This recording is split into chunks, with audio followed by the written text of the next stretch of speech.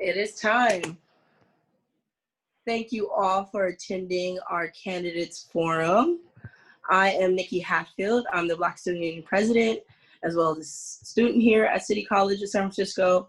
I'm happy to be facilitating. I will be facilitating the first portion of this evening's event, and then I'm going to hand it off to my co-facilitators, and I'm going to give them the chance to introduce themselves quickly right now. Go ahead. Hi, my name is Omar Del Real. I'm a member of CCSF Collective, and I'll be helping out with the moderation today. Thank you.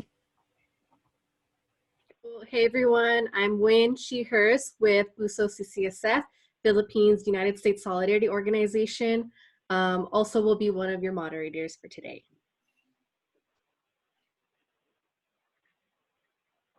Okay, and I also want to take a moment to thank our endorsements. We have endorsements from Huey P. Newton Foundation, the Arts Education Alliance of the Bay Area, and also the Older Women's League. We truly appreciate the support and we want to give them a shout out. As well as there's a link tree that will be shared so you guys can have access to all the resources, all the actions that we're going to be asking about today. And also I want to introduce the trustee candidates that are here right now.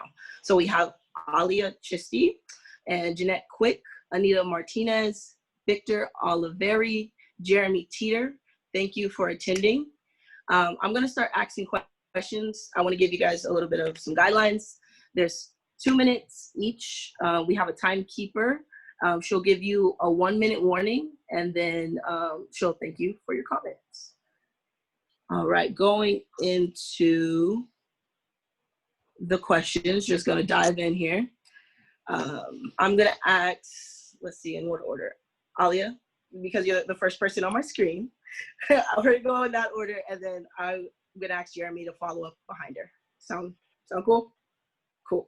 All right, so our first question of the night. Also, I forgot to mention that we are starting off with BSU demands, goals, in collaboration with all the other student organizers that are facilitating tonight. We decided that we wanted to begin with BSU because we wanted to have an equitable approach to this forum. We understand that some of our most vulnerable populations is our Black students. So we're starting off with Black Student Union goals and demands, and then we'll go into other areas that students have need. Sound good? Cool. All right, so this is in relation to Black students. First question. In order to say Black lives and Black minds matter, how can Black students get better representation at City College of San Francisco?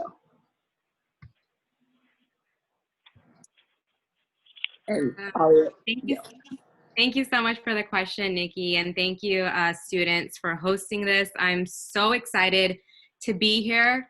You know, I'm gonna be real. When I saw the Black student demands, I was shocked that these are demands: a window, a unified space, a chair, you know, and so I think we definitely need to do more. And it needs to be like January 2021, whoever that new board is coming in needs to prioritize the needs of our Black students, because they are often left and always left out of conversation, whether it comes to the opportunity gap, investing in support services. So I think first we need to make sure that we are creating that visibility around BSU and Black students on campus. We're creating a stronger pipeline with SFUSD. We are ensuring there's diverse faculty, particularly I know that Dr. Ramona Coates, there's a demand for students to have her be a part of the chair. I'm proud that I've been endorsed by the former African American Studies Chair, Professor Aliya Salahuddin, who wrote a really phenomenal paper called A College Within a College, which really highlights some of the systemic and institutional racism at the college that we need to start dismantling and addressing. So, you know, I think first we need to start with meeting the demands, addressing the demands, making sure that the faculty is diverse, and that we continue to spotlight this issue and work towards improving it for our Black students. Thank you so much, Aliya, for answering that question so thoughtfully. I'm going to hand it off to Geramye to give his feedback. Hello, Just echoing Ms. Christie's thoughts, it's so troubling to see that students are not getting these basic needs met, especially Black students. I think number one, increase better representation is just to get faculty representation that looks like students. That includes African Americans, Latinx professors, and faculty.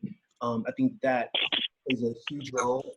People who look like you, who can be mentors, will obviously get students to the next step, get them, matriculate them through the institution and get them off to careers and jobs. And then I think a lot of it rests with appointing a new chancellor who is going to be community oriented, who is going to have a commitment to diversity and inclusion, and who is going to prioritize funding and actually show in the budget line items that say this is where the funding is going to support better representation for Black students in the BSU. Thank you. Thank you. Thank you.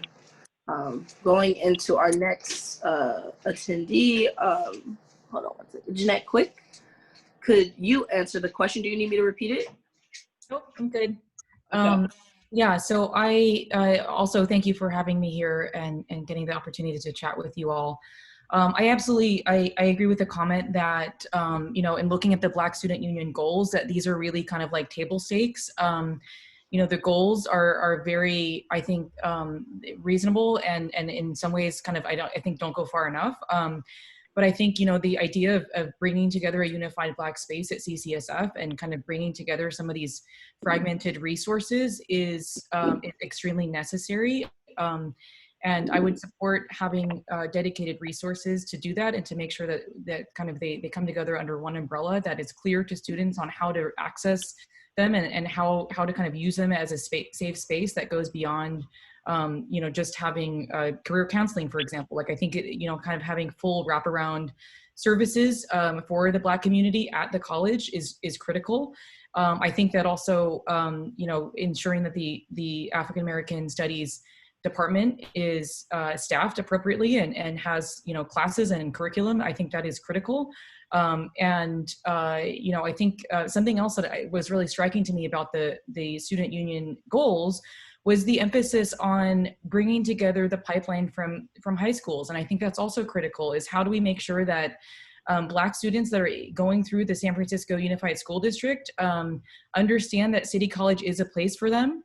I think that, you know, there's a lack of both visibility and support. And so there is, you know, there can be a perception that City College is not for Black students and is not supporting Black students. And I think that view would be justified based on the care that City College has put towards providing spaces and resources for Black students. And so I think that making sure that we are showing the high school students in our community that this is a place for them and that they should be, you know, that they should go to City College and understand that there are resources and support and that it will lead to jobs and graduation.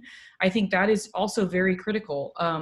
So I think that- Thank you, that was time. Oh, okay. Yeah, sorry. I'll definitely mention when there's 30 seconds left. I'm sorry.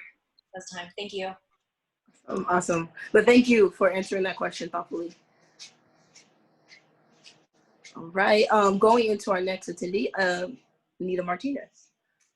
Well, thank you for being, for inviting me. I have to admit, I've been listening to the news and I've been distracted by the news out of Kentucky and appalled by the news out of Kentucky. I think you all know what I'm talking about. It's disgraceful. So I want to just spend a minute collecting my thoughts and sending some energy that way to the people who are on the streets already protesting. In answer to this question, I think we have to start by talking with the BSU and Black faculty and Black community to get their ideas, because these are the folks who are from the community and they have the best ideas. I think we have to pay students, especially Black students, to participate in meetings. I think that's a very small cost and we need to find a way to do that. I think we need to provide on-campus jobs, because on-campus jobs provide a better means for people to stay in school. There's studies reflecting that. People don't have to travel from work to school or school to work. I think an example that I'd like to bring up is the African American Retention Program, now called the African American Scholastic Program. It was started when I was Dean of Students, first Vice Chancellor and then Dean of Students. I found the funding for it, and then Dr. Henry Augustine started it. It was actually a recruitment program for students from Balboa High School who'd come to City College as high school students after they finished at Balboa, take City College courses, get college credit, and then they were encouraged to come to school. So I think that might be one model to look at. You have 30 seconds. Sorry? You have 30 seconds. Well, the last thing I would offer is that we should be offering free City College to students who work in the city and don't need to necessarily live in the city. There has been such a big exodus of the minority communities outside of San Francisco because of the cost of housing. So I'd look forward to working on all these ideas with whomever wants to work on them. Awesome. Thank you so much for that thoughtful response. Okay, going into our next. Hold on one second. Right. Well, I'm going to say Victor Olivieri. Sounds good. Am I Thanks. butchering your name? How do I pronounce your last name? Victor Olivieri. Olivieri's fine. Oh, I got it good. I did it. You did, pretty yeah. well. You did great. Okay. So thank you very much for highlighting this really important issue. When I wrote the Board of Trustees, I was quite explicit to my answer to this question. I said Black Lives Matter and budgets are moral documents. And these two statements are intrinsically linked when it comes to providing equitable access to the quality education that we do provide at City College. But the problem is that the Board of Trustees has done next to nothing to support Black students. And if the Board of Trustees doesn't systematically invest in the support structures that our students of color need, they simply just don't care about equitable access to education. And that's the bottom line.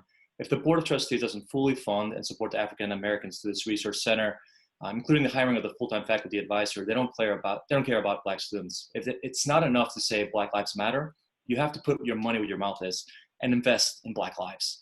They need to reinstate the classes for the fall semester that they've taken off. They need to reinstate the duly elected chair of the African American Studies program. They need to prioritize the funding for African American Student Resource Center.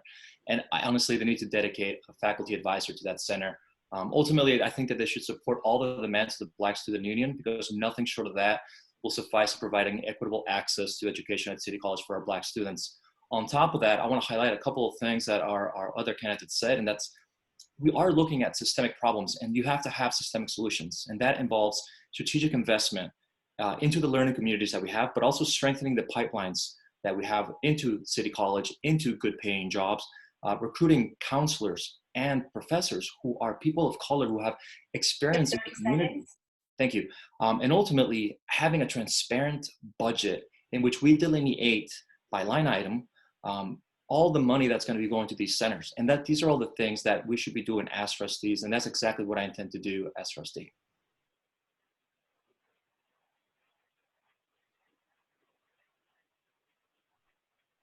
Nikki, you're muted.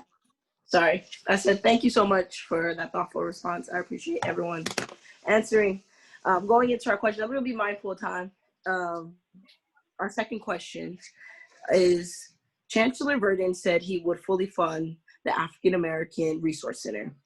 What can the trustees do now to ensure that happens? And Ira, feel free to, if anyone needs any context, feel free to provide that. Am I going first? Yes. Okay, awesome. So just to rephrase the question, Chancellor Vurdien has committed to fully funding the African American Resource Center. Is that correct? Correct. So a key part, so technically the Board of Trustees has one employee. That is the Chancellor. And a key part of the Board of Trustees is to hold the Chancellor accountable. So if Chancellor Vurdien has made this promise, then it is each and every single trustee's responsibility that is on the board right now to make sure he fulfills that promise. And if he does not, then he has to go, right? Or he needs to be held accountable to the community, because that's a part of the Board of Trustees' responsibility, is accountability. And so we need to, and if he's having hurdles in fulfilling that promise, then we need to collectively work together to come over that hurdle, because there is no excuse. If the commitment has been made, then it needs to be fulfilled. It's as simple as that. Awesome. Thank you so much. I'm going to rotate a little bit. I'm going to jump over to Jeanette Quick. Could you answer that question? Sure. So I would answer that slightly differently, which I think that, yes, the board's employee is the chancellor, but I also think that the board is accountable to the public, and the board is elected by the public, and we would have a responsibility to make sure that the public understands what is going on, and that the chancellor has committed to this. So I would require the chancellor to put this out publicly and to have public benchmarks as to when he commits to having this accomplished, right? So I think one of the biggest criticisms of what's going on with the board right now is that there's zero transparency into a lot of the activities going on by both the chancellor, the administration, and the trustees. So I think there needs to be public timeline as to when this will be implemented, and then the board needs to follow that timeline and hold the chancellor accountable and be public about it. Thank you so much for that thoughtful response. I'm going to pass it over to Victor Olivieri. Sure. How would you? So I actually want to take it one step further from what Aliya said, and that is that we approve the budget. The chancellor is her lone employee, but it is our ultimate responsibility to approve the budget. And so if the chancellor doesn't put this on the budget, we reject the budget, right? Like I said earlier, budgets are moral documents, and it is up to us to make sure that the institution is doing what it should be doing. If the students are telling us this is something that they need, if the chancellor is saying this is something that it's going to be done and it's not in the budget, it's our job to reject the budget until that budget is correct and say no until that budget does everything that City College needs to be doing. And that's it. Thank you. I appreciate that. Now jumping over to Geramye Teeter.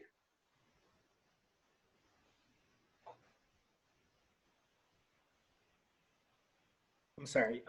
So in terms of the chancellor upholding his commitment, I feel that this is, again, going back to what Mr. Olivieri said earlier, the systemic problem of having the accountability and transparency, going forward and making sure that we, and in terms of what Ms. Quick said, putting this in the court of public opinion, actually holding the chancellor, the interim chancellor, accountable for this commitment, and also just making sure that we, at the end of the day, uphold the budget that extends what this commitment is saying.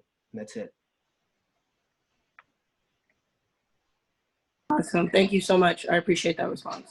Going into Anita Martinez. Well, I think, first of all, the board needs to set the money aside. Somebody has to sit down and figure out how much everything is going to cost. And then the board needs to set that aside. They can delegate that to the chancellor to figure out all of these costs, set the money aside. Going on what Victor was saying, a professor of mine used to say, how you spend your money shows what you value. And I think that's an easy way of encapsulating what he was saying. I think they need to start the hiring process. I'm looking at the demands. I think they need to start the hiring process for the full-time coordinator.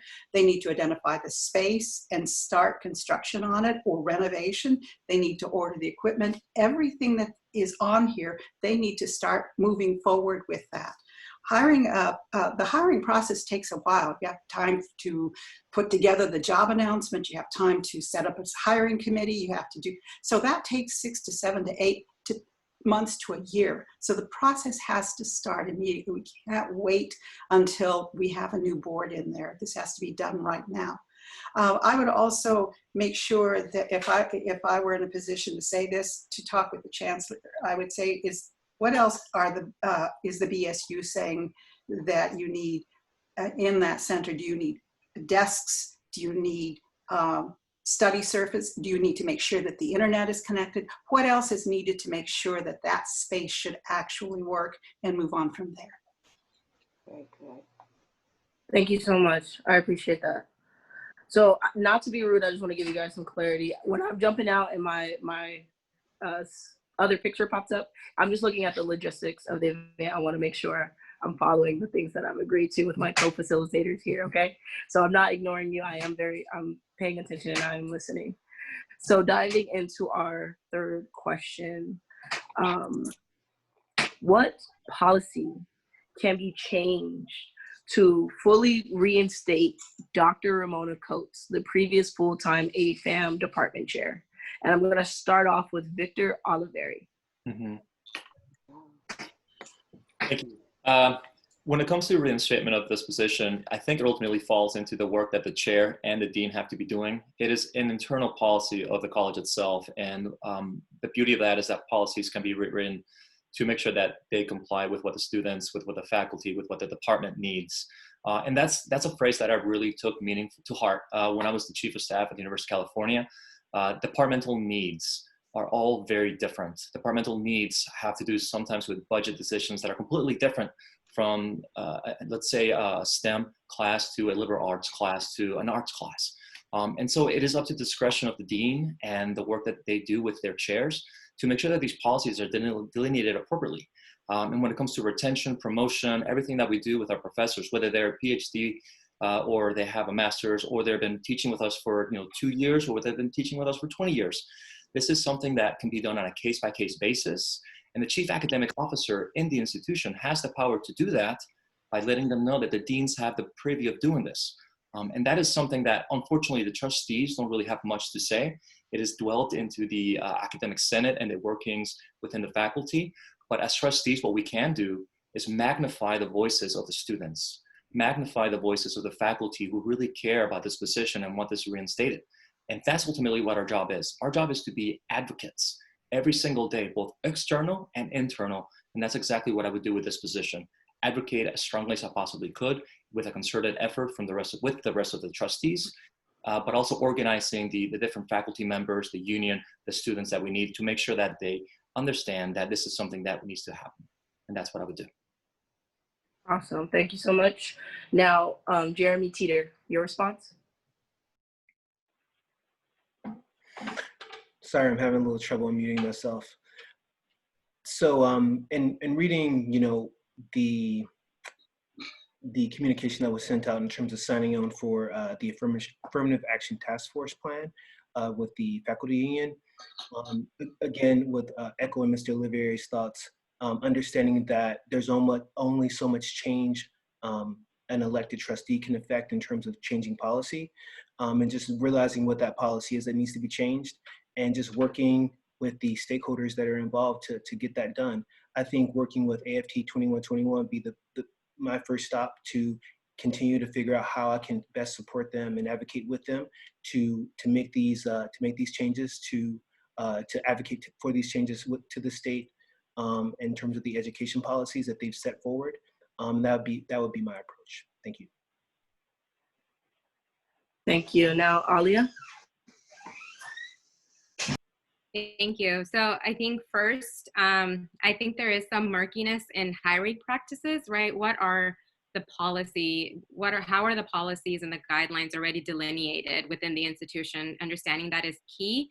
I think when it comes specifically to Dr. Ramona Coates, I think what I recall reading is that she was tapped in to be the head of the department, but she couldn't because of her full-time teaching load.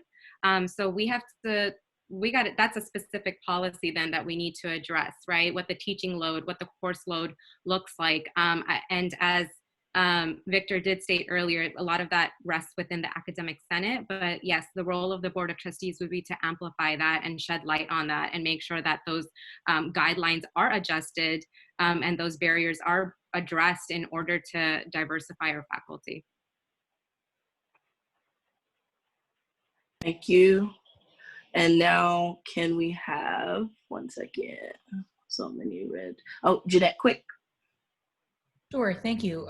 So I agree with a lot of what has been said. I mean, I think that, there's a lot of work to be done with the dean and with the, kind of with the individual kind of evaluation of the workload that Ramona had and addressing that policy. I think that broader than that, though, I think that going back to the point made earlier, which is that the board has one employee and that's the chancellor. And so I think there needs to be additional kind of pressure put on the chancellor to reinstate Dr. Coates. And, the Board of Trustees has they have, of course, prescribed powers and responsibilities, but they also have a public role where they are able to influence what the chancellor is doing and make it clear what is or isn't okay. And they have the power of the budget. They have they have many other levers to be able to influence the decision making of the chancellor. And I think that should be exercised to be able to accomplish the goal of reinstating Dr. Coates. Thank you. Now, Anita Martinez. I'm puzzled because I have heard that this is a problem with the education code and our adherence to the education code. If that is true, then the college has to see what kind of waiver can be done to the education code, if at all. And if it's not, we have to figure out a way around that. The AFT 2121 is already on board with its affirmative action task force. I believe the academic senate leadership would also be on board in terms of what not needed to be done internally. The VC, the Vice Chancellor of Instruction, has a critical role to play as well as does HR. HR can guide us through the steps as to what's needed in terms of external policy to the college and what's internal to the college that can be addressed. The Vice Chancellor of Instruction supervises the Dean of the area. The Dean of the area supervises the chair. So through that chain of command, there needs to be unanimous agreement that this is a concern that must be addressed in the affirmative with no roadblocks at any of those spots. And I'm not sure that that is true right now. If that is not true, then that is up to the Chancellor, the Dean, and the VCI to address that so that those roadblocks can be removed. But the real concern for me is that there might be something that's external with the ed code in terms of Dr. Coates' status. I'm not clear that she's full-time. If she's part-time, there are limits to what part-timer may teach, may work without automatically entering into full-time status. And that might be a problem. I'd like to do a little bit more research on this. And I'll start with the AFT 2121 Affirmative Action Task Force. Thank you guys so much for your thoughtful responses. Now diving into our fourth question, which is, which of the Black Student Union demands can you commit to now?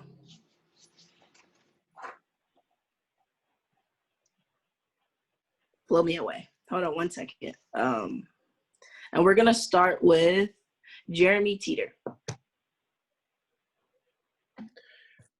So I had the pleasure to talk to your vice president for BSU and Kier, and I forget the other young woman's name, and was really impressed with with their caliber of questions and their engagement with student budget and just being very honest about the misunderstandings that are going on in terms of commitments and what's actually being done. I'm ready to commit to all of the demands. I think, as we said in the very beginning, that they are very basic. They guarantee rights of students, particularly Black students, and they're needed because in this time we know that we are losing courses, particularly African American courses, and we're losing faculty. So that having a space, a dedicated space that where students can go is ideal. The university that I attended had a Black student union, and that was a place where I spent a lot of time. I was able to get a mentor there, so I understand the needs of having that space for students, and I understand what goes along with that, the wraparound services, the academic support, the tutoring. Tutoring is key in getting students what they need, math, English, what have you. So I am ready to sign on for all the demands. Awesome. That is so good to hear. Going into our next person, Aliya, how do you respond? Thank you. I agree with Geramye as well. I am ready to commit to all of the demands. And one thing that I will also say is that if I'm elected, I expect you all to hold me to this commitment that I'm verbally making right now, to make sure, and I will also hold myself accountable, because I think this is incredibly important. It is really important now more than ever to make sure that we are supporting our Black students at City College of San Francisco, and we are going to meet your demands, and we are going to go above those demands, and that should be the baseline of what we're going to do, and we need to do more. Thank you. And now we will have, one second, I can keep this all in my head. We will have Jeanette Quick. Yeah, so I am on board with both Aliya and Geramye. I support all of the demands of the Black Student Union. As I said before, I think these are all really table stakes. You know, that having a unified Black space is very needed and is really kind of like a no-brainer.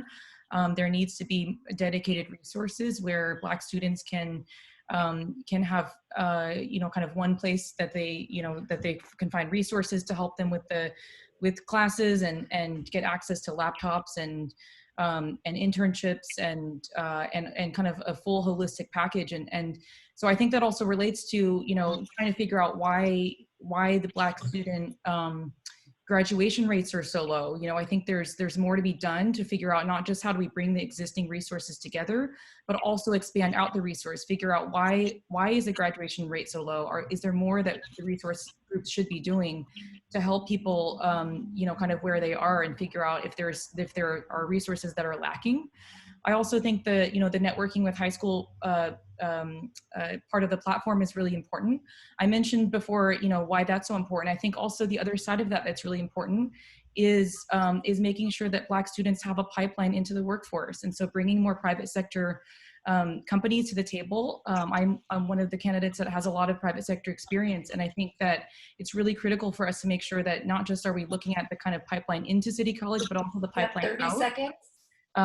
The pipeline out of City College, and making sure that Black students have opportunities and know where they can go work after getting an associate's degree or a certificate, and where they can transfer to, and that is all very clear and able to be understood through the resource centers. Thank you. Thank you. And now Anita. Before I recommit, because I already committed to these some time ago, I would like to mention that in the chat, I see that Dr. Coates is part-time and that it would be possible to upgrade her, but then the board would be faced with the idea of, well, we have another full-time person. Well, that's not so bad to me. I think work it through Chancellor, work it through board so Dr. Coates can be appointed. That's the final line. So I am recommitting today. I had committed much, much earlier, and I challenged not only those of us who are candidates and attending tonight, but I challenge all of the current board members to also commit to these goals. And that's a public statement. I would welcome every one of the candidates to join me in that challenge. Thank you so much. So I know I kind of butchered the order. Sorry, guys. But we're going into our fifth question. I want to begin with Anita. So I think we have Victor Olivieri. Oh, yes. Sorry. No worries at all. No worries at all. You're doing a great job. There's a lot of things to handle. I'll be brief with my response, all of them. We must simply invest in Black students. But I actually want to go a step further because I want to address the demands question, right? I think it's too late by the time that you're having to make demands. We should be listening and empowering our students. And that's why I was really, really happy to see, I think it was question number 8. You asked about how to build better relations with the student body in your questionnaire. We need to have student-led town hall meetings every semester for the trustees to listen to our students. We need to have City College students assigned to each member of the Board of Trustees to increase the responsiveness, transparency, and communication with them, and have them as our interns. We need to fully fund all the student resource centers with dedicated budget lines to establish transparent baselines for support for our students. And my most audacious plan is to actually decentralize some of our funding for the student research centers so that the associated students are empowered to manage and invest in their own learning communities, their support communities, and make sure that they understand what they want, what they need to be doing. I think it would be really great to foster student involvement that way. It would be much more healthier, much more responsive and transparent. It would also increase interest in our student government, which is something that we desperately need to be doing across all the centers. And since the student trustee legally does not have a vote on the Board of Trustees, all this work could be done by the associated students in a participatory governance structure for the college. And then we could start bestowing the students with more budgetary power. And my hope is to have all the executive members or the associated students actually serve on select committees, including the budget committee, with full voting powers so that we can continue to empower them. And that's what I would do one step further beyond the demands here. I really want to listen to our students, And I really want to empower them by giving them control of some of their own budget. Thank you so much. I really appreciate that response. So going into our fifth question, one second here. So how can we have a seat at the table aside from joining our public governance committees when it comes to talking about what Olivieri had just brought up, budget and spending transparency by spring 2021. And I want to start with Anita Martinez. Well, I'd like to see the board, the current board, have study sessions. First of all, a study session is very informal where there's back and forth. There's an opportunity to ask questions. Usually those study sessions are conducted by the chief fiscal officer who does a presentation. Then there's time for Q&A from the audience and from the board where we're all learning together. So that's the first thing. Then I'd like to see the board actually hold hearings where there's an opportunity for official input in terms of the budget items that are being proposed and how the budget is being arranged. I'd also like to make sure that the planning process has been part of the budget process so that we hear from those who work in planning at City College, could be part of both those sessions, both the informal study session and the more formal hearing. And then finally, before it comes to the board, I think that there needs to be a long enough board meeting so anyone who wants a third shot at talking about what's been presented and what's in the budget would have the opportunity to provide that kind of input.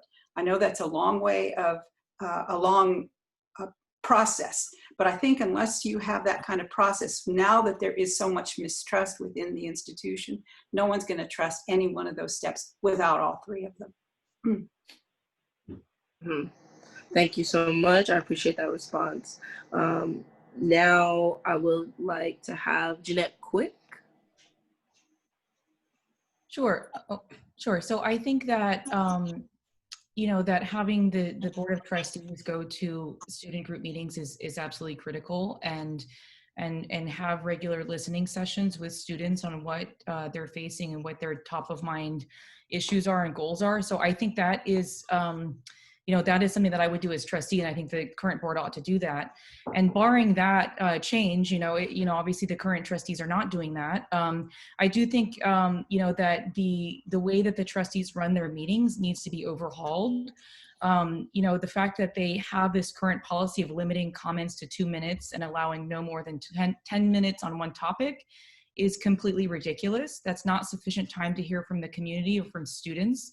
And also limiting the public comment total to 30 minutes, requiring the public to file a notice card beforehand is also another barrier just intended to prevent people from commenting.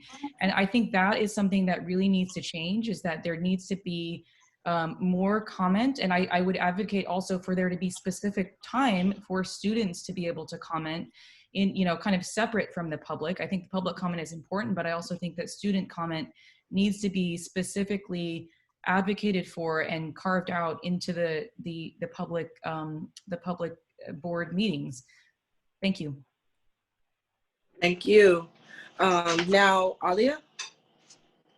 Sorry, not Aliya. Jeramye.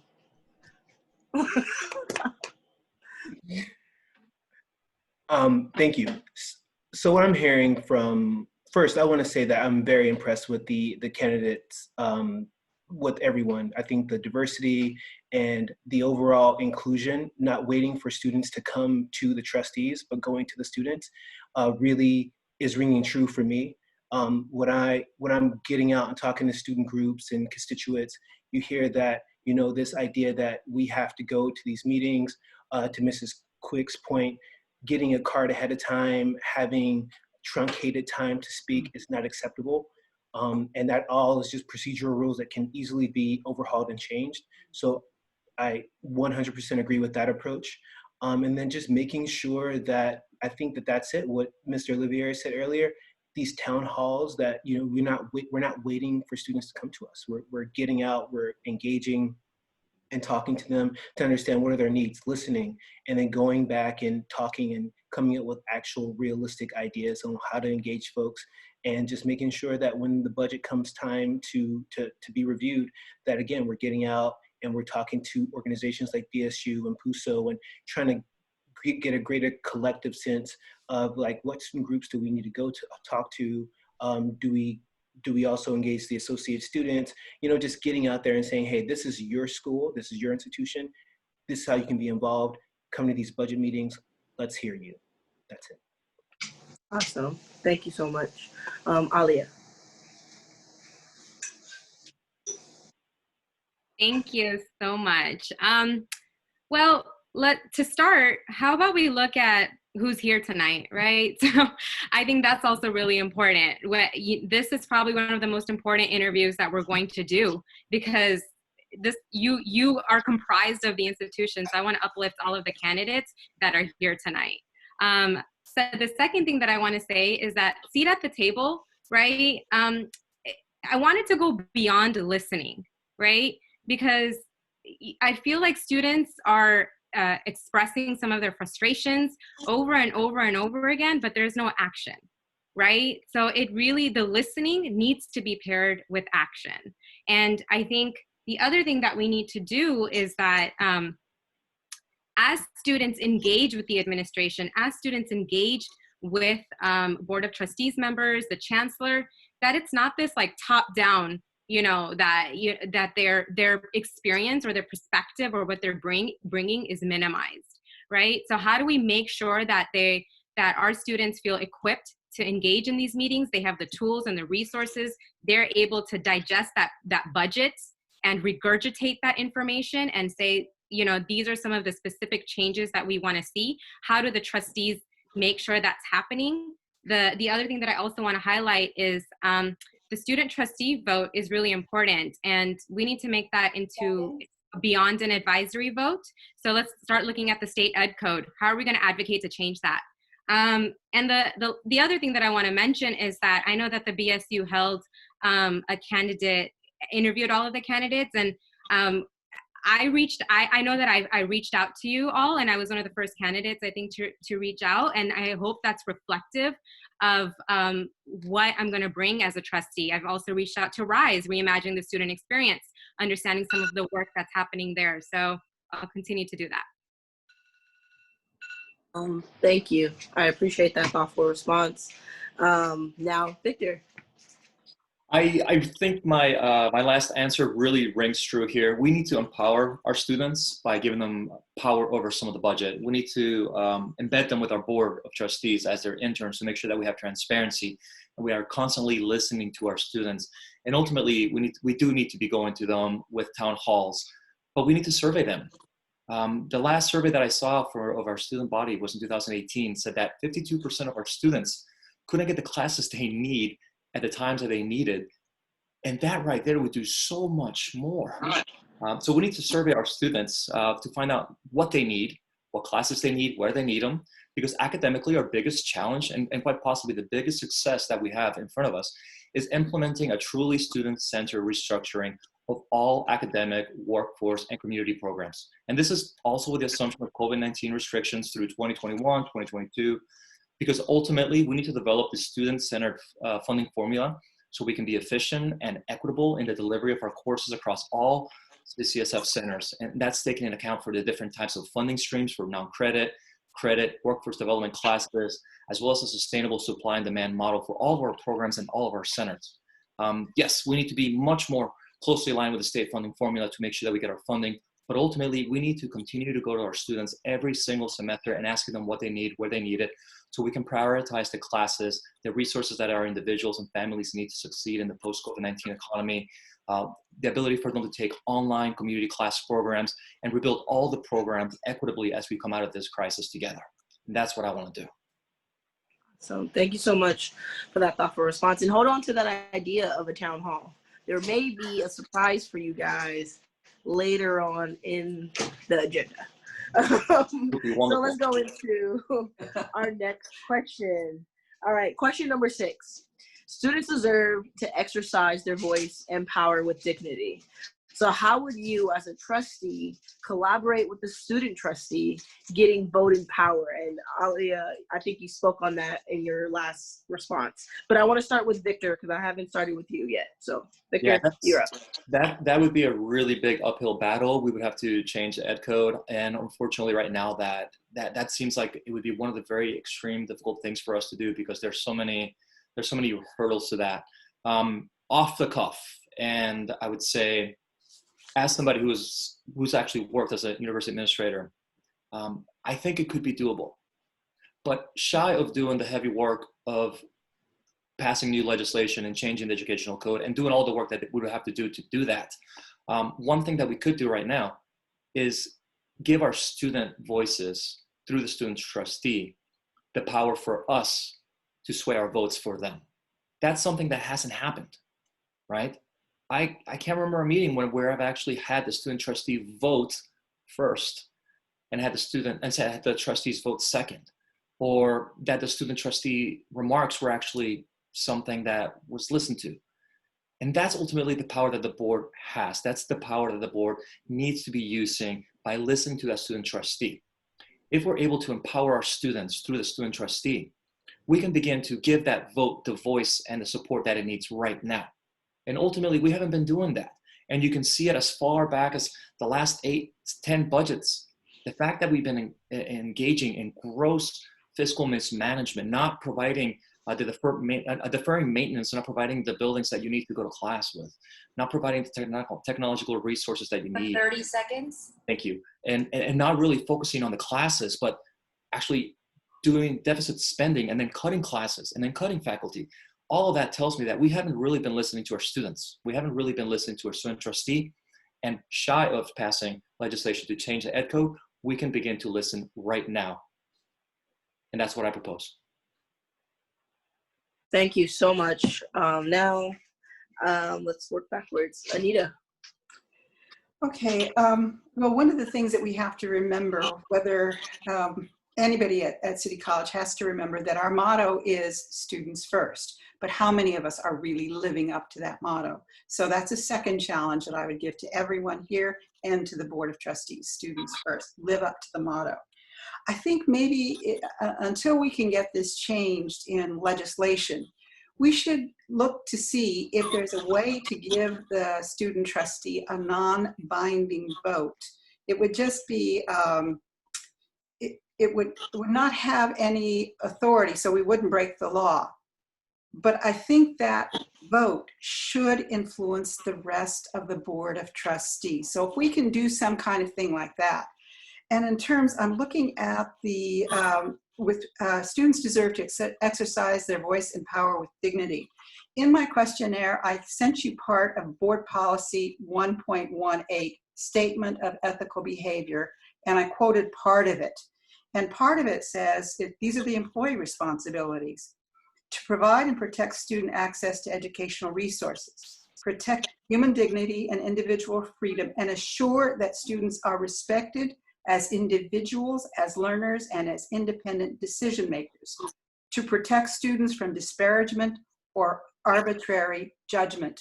I think we need to frame this and put it in front of every meeting room that we have 30 seconds. City College. Well, that's all I really have to say. I think you should look up the rest of that. That's on a statement on ethical behavior with just one very small part taken out of it. Thank you. Thank you. Jeanette? Sure. So when I decided to run for this office, I actually had quite a number of people ask me, why didn't I run for the student trustee spot? Because I am a current City College student. I take 1 to 3 classes a semester in the evenings, and I have for 3 years. And the reason I didn't run for the student trustee spot is because of the limited ability of that person to vote, right? And the kind of limited engagement that person will have in influencing the direction of the trustees. And so I think this is an issue that is really important. And I would absolutely, kind of have the perspective of being a student at City College, and also feel, I feel allegiance to the students that are full-time, that are, kind of going to college for the first time, that I've had in my classes for the last 3 years. So I think that's one piece is kind of electing people like myself who have had the experience at City College and are kind of, have opinions about what it's like to be there. The other piece is, I think that Anita brings up a really good idea around the fact that, even if legislation is not possible, there are things that can be done to empower the student trustee's voice and make sure that they're, that the views of the student trustee are prioritized. The model that I have here is Eleanor Holmes Norton, who is the representative in DC. So I lived for a long time in DC, and I support DC having voting rights, but so DC does not have representation in Congress. Instead, they have a non-voting member of Congress, Eleanor Holmes Norton, and she is able to support legislation and hold hearings and other, kind of significant things. I mean, of course, it would be better if she was able to vote. And I think that's the same for the student trustee. But I think there are things that we can do to prioritize the voice of the student trustee to be able to bring forth ideas and proposals and to kind of influence other trustees to support them. Thank you. Jeramye?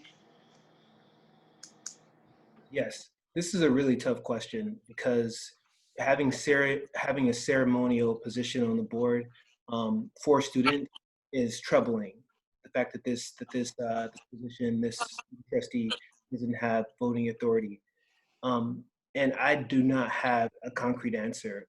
What comes to mind for me is just working with the lobbying bodies such as AFT 2121 and trying to figure out who are the stakeholders, who are the policy influencers who can go to Sacramento and influence education reform, and just realizing that we do have political will in this day and age to make these kinds of changes, and really working with those groups and just trying to figure out a grassroots approach to make this happen. Thank you. Thank you. Aliya? Thank you. So just a point of clarification is that the student trustee is supposed to have an advisory vote that does go before the rest of the Board of Trustees members take a vote. And so in the past, when we had former student trustee Brian Daly, I think in the board meetings that I did watch, I didn't see that happen. So, which is disappointing. That needs to be a consistent practice. I know that currently with Trustee Chung, the advisory vote is happening, and there have been times where they've dissented, but the board voted in a different direction. So I think we have to figure out a solution to this, and if that requires advocacy at the state level, then let's do that, because how are we gonna have a student-centered funding formula but not give students a vote on the Board of Trustees? So I think it's something that we do need to elevate and prioritize. And yes, it is going to be a tough task. It's going to be difficult. So simultaneously, the Board of Trustees should be working very closely with the student trustee, and that can be more frequent communication, because the student trustee is representative of the student body, and that is an important perspective that needs to be represented as votes are taken. So I will make myself available and make sure that I'm collaborative and elevate the student trustees vote. Thank you. I appreciate that. Now we're going to be going into our 7th question. Students want a trustee that will hold other trustees accountable. What actions can be done now so the current administration can collaborate with community? One second, we have some more context here. I guess let's start with that. And I will start with Anita Martinez. Okay, so I'm reading the question to try to make sure I understand it. Okay. Could somebody rephrase the question so that we all understand what we're responding to? Ira, that's you. That's your moment right there. Sure. So just proposing various actions that could be done. So one example is like doing protests. That's one example too. And doing listening sessions. So that's another action. So concrete steps that could be done. Okay. So students want in a trustee is to hold other trustees accountable. Okay. So what actions now Okay, so yes, participating in protests, speaking at board meetings, writing to the board members if you're not elected. And I have done all of those things. Not only speaking publicly, but speaking to trustees one at a time. So for those of us who happen to not be elected, who feel this passion about City College, I would suggest that it'd be very powerful if we make the effort to continue our activity at City College by talking to board members individually, either on the phone or in person or by letter, and by speaking up at board meetings so that they know that there's this ongoing concern. And I think it's really important for those of us who also care this way to participate and support student-led demonstrations, marches, as one of the participants, not necessarily as a leader, but to be a follower. So if that's what the question is aimed at, and I'm looking at right now, that's what I would do. And I think questioning the Board of Trustees actions, whether we're on the board or we're not on the board, I expect people who are in the City College community and in San Francisco to question the votes that I might take. It goes with the job. That's just part of your responsibility. You have the authority, you have the accountability. Thank you. Thank you. Victor? Great question. Very simply, you can vote them out. And that's why we're all here today. For a very long time, and these are not my answers, but for a very long time, they had been doing the wrong thing as trustees, not really listening to what the students should be doing, but ultimately, they've been punting on their job. They have artificially inflated budgets. They have engaged in heavy and recurring deficit spending since 2015. They've relied on temporary stabilization funding to subsidize deficit spending. They've had deeply flawed assumptions when they're making up their budgets when it comes to demand and enrollment. And they've been very inefficient on the operation of 9 campuses, which 2 of them are now closed, and 2 others that serve less than 200 students. Ultimately, they have not been doing the job. And this is something that the latest independent audit found, not my words. So take that as with a grain of salt. The biggest problem that we have right now is that they have lost sight of what's important, and they've placed their political careers ahead of taking care of the college and the students. And that's why none of them are here today. All their talk about students first and being able to work together and listening to stakeholders, it's all code for political inaction. No one on the board is willing to stick their necks out and do the right thing. They talk about it when something doesn't make sense, but then they don't really stand up to the administration or the rest of the board. And these decisions ultimately have been harming the college and the students for nearly a decade now. We nearly lost the college because of this, because of fiscal malfeasance. In other words, they're all just afraid of doing their job, and they won't do their job. 30 seconds. Thank you. So I want to reiterate the thing that you can do. You can magnify this message. You can let people know that ultimately they are the ones who are responsible for not just the chancellor's job, but the college budget, and making sure that this college is here for the next generation. And then you can magnify our message as challengers to the incumbents. Vote them out. That's the one thing we can do right now. And we have less than 50 days to do it. So help us. Thank you. Thank you. Before I go to our next attendee, make sure after you answer the question, don't continue to answer the question in the comments. All right. So I got a message. Someone did it. Don't do it because you're cheating. Don't cheat. Okay. All right. Going into our next person, Geramye.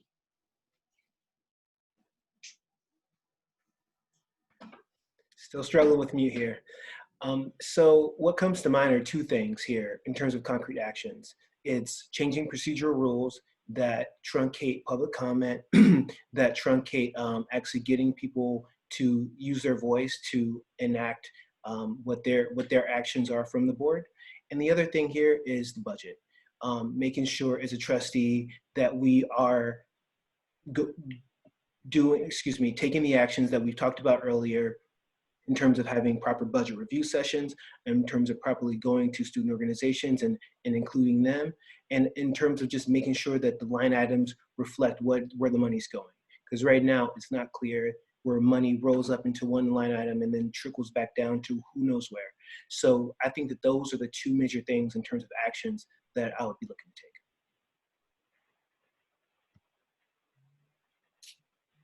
Thank you. Appreciate your answer. Jeanette? Yeah, so I agree with Victor in that I think it's important to vote out the incumbents that have not been doing their job and have been kind of asleep at the wheel as the college is on a path to failure.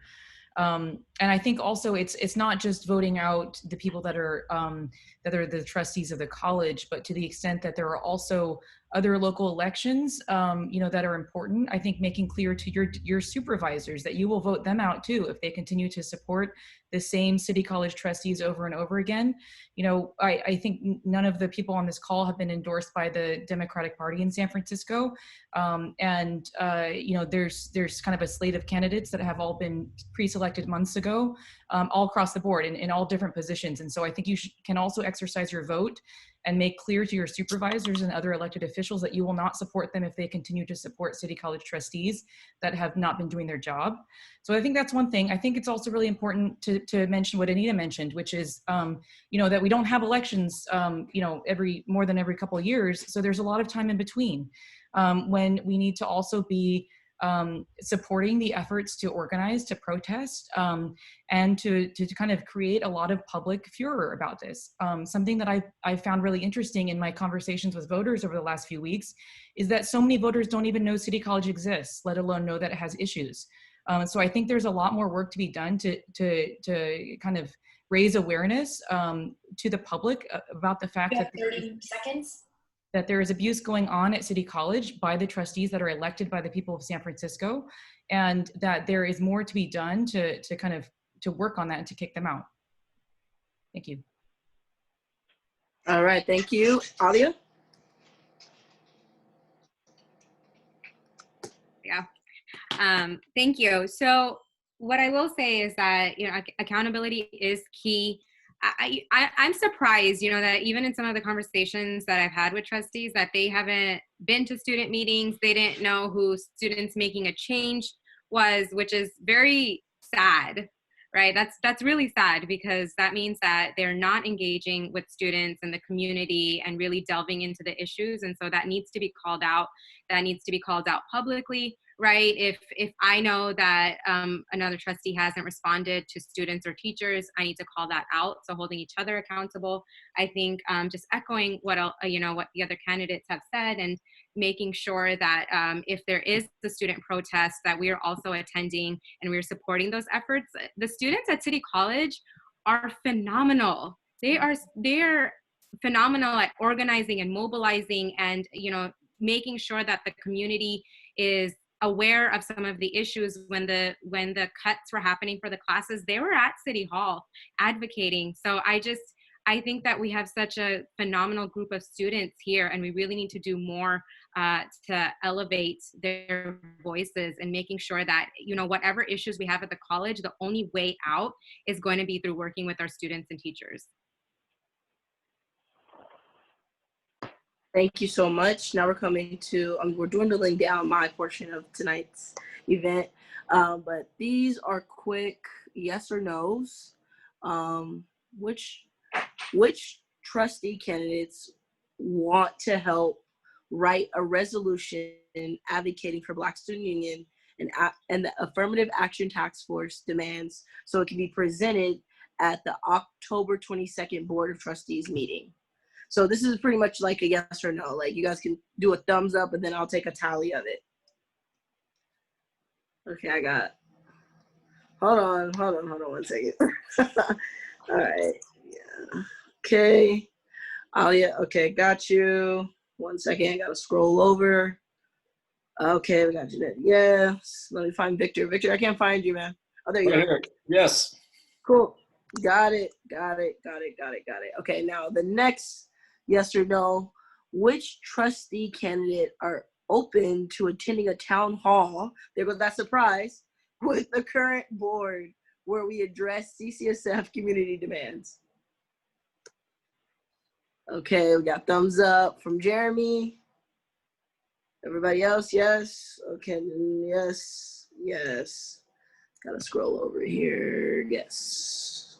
And Victor, let me find you. You're like way back there. Okay. Yes. All right. Cool. And thirdly, which trustee candidate wants to help organize? So the previous one was attend.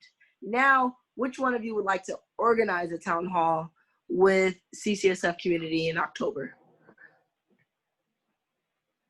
And basically what this is saying is like, folks, when this call comes to an end, could one or two or any of the trustee candidates that are here stay a little bit later just to throw out availability, or drop their email in the chat and then send their availability, or we'll drop our email and then you send your availability that way. Okay, cool. Got it. Sorry, y'all. I'm like asking and then having to look all over them. Here we go. 1 second. Yeah. Aliya, yeah? Yeah. So all of them have agreed to organize a town hall, which I'm very much appreciative over. So looking forward to that. Awesome, awesome, awesome. And now I'm going to transition it over to Omar Del Real, who is a CCSF collective member, and he's going to take you through the rest of the agenda. Thank you all for attending so far. Great Yeah, job. it's fantastic. How's my audio, everybody? Good.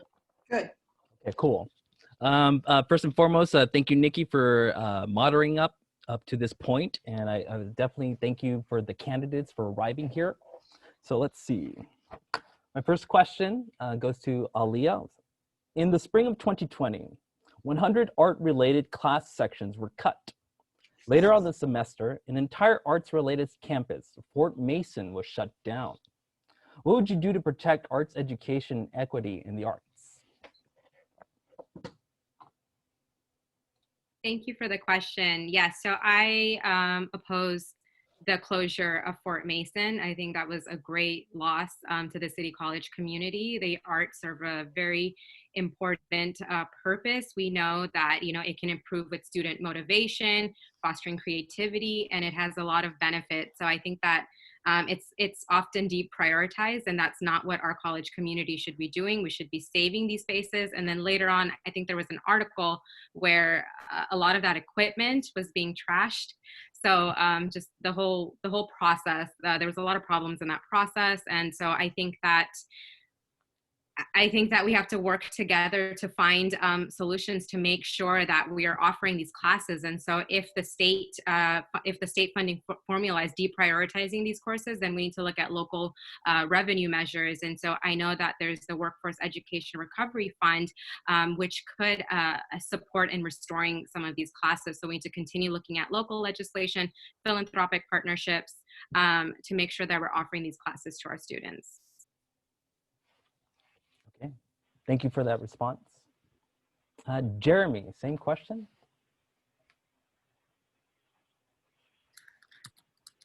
Yes. Again, echoing Ms. Christie's thoughts, I think that the Fort Mason closure was a little short-sighted. It was not, the board didn't talk to any students, and throughout this call, we've talked about that and how that is a priority for these candidates. So in terms of the Fort Mason campus, I think it's a societal issue that we don't prioritize the arts, and that we continue to just deprioritize arts education. So my whole platform is built on, you know, talking to students, prioritizing arts education, and as well as prioritizing the community aspect of involving students in decisions like Fort Mason and the transparency behind that. And lastly, you know, I think that we, as a board member, if elected, I would really be working with the community to figure out what types of organizations, what types of private-public partnerships could we do and could we enact on a very simple level to get, you know, the resources that these arts programs need. These resources include, you know, equipment for labs, internships, vocational programs, these kinds of things. Just really figuring out where money is to get it to arts education and just keep these programs alive. Thank you. Thank you, Jeramye. Jeanette, same question. Sure. So this is something I feel very strongly about personally. I actually, most of the classes I've taken at City College, besides the classes I took to earn my creative writing certificate, have been art history courses. And actually, two of the only classes I have left are basic drawing and basic design to get my associates in art history. And I think that, you know, obviously that experience is shared by, you know, thousands of people that they enjoyed taking these classes in art at City College, and it was very critical and important to them to be able to take it at the Fort Mason Center, and so Fort Mason campus. And I think the fact that that campus was closed and really in short order without much warning, and the equipment has been trashed is an abomination. I think that you know, that more needs to be done generally to make sure that art education is continued to be a priority of City College, and that we don't kind of turn City College into a junior college that is just a transfer mill. I think it's important to have arts education for kind of a well-rounded and kind of fulsome society. And so I think, you know, the other thing is I also feel very strongly about theater arts. I was proud to be endorsed by the chair of the theater arts department, Professor David Parr. I have been very involved in theater arts for a long time. I used to actually write theater reviews. I was a theater critic in Washington, D.C. And I just believe that the arts are so critical to understanding our society and our community. I was also endorsed by, thank you. I was also endorsed by Professor Jeanette Carpenter of the Art History Department. So I would commit to making sure that arts continues to be a priority of City College, and that we reverse some of the cuts that have been made and make sure that people understand the value of arts in our community. Thank you so much.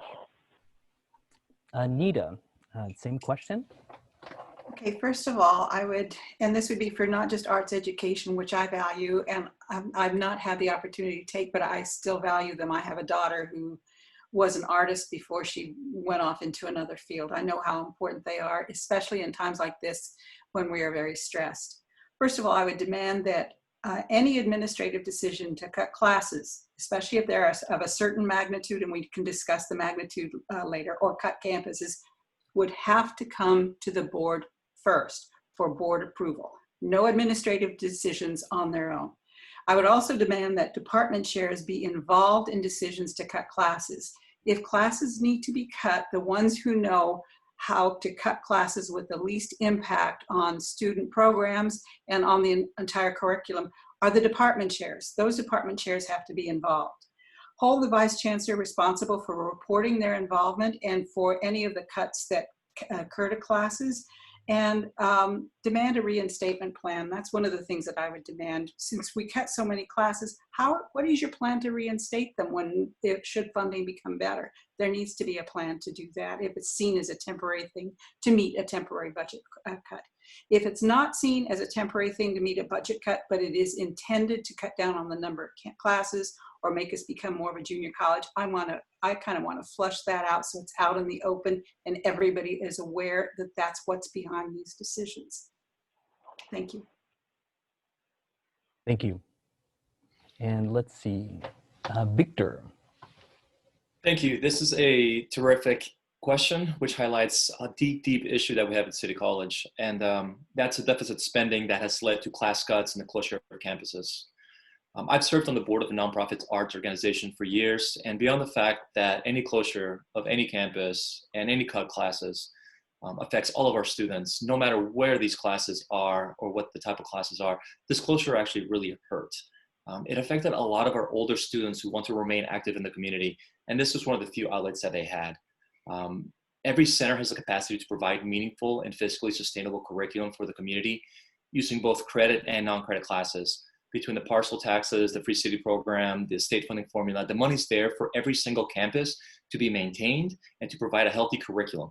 The problems that the college hasn't really been offering the classes that the community needs, where the community needs them at the time that the students need them. And that is just a gross insult to the fact that they say students first, and then they go into classes and they go into closed campuses. The closure of a facility is evidence of a lack of insight or entrepreneurial spirit to really figure out what we should be offering, and ultimately an inability, or rather a lack of desire, to provide the classes that our students need in terms of curriculum offerings. I believe that the campus was really seen as a closure, or rather a business decision, but it was very short-sighted. And the college should not be ran like a business. It should be ran like an investment in the community.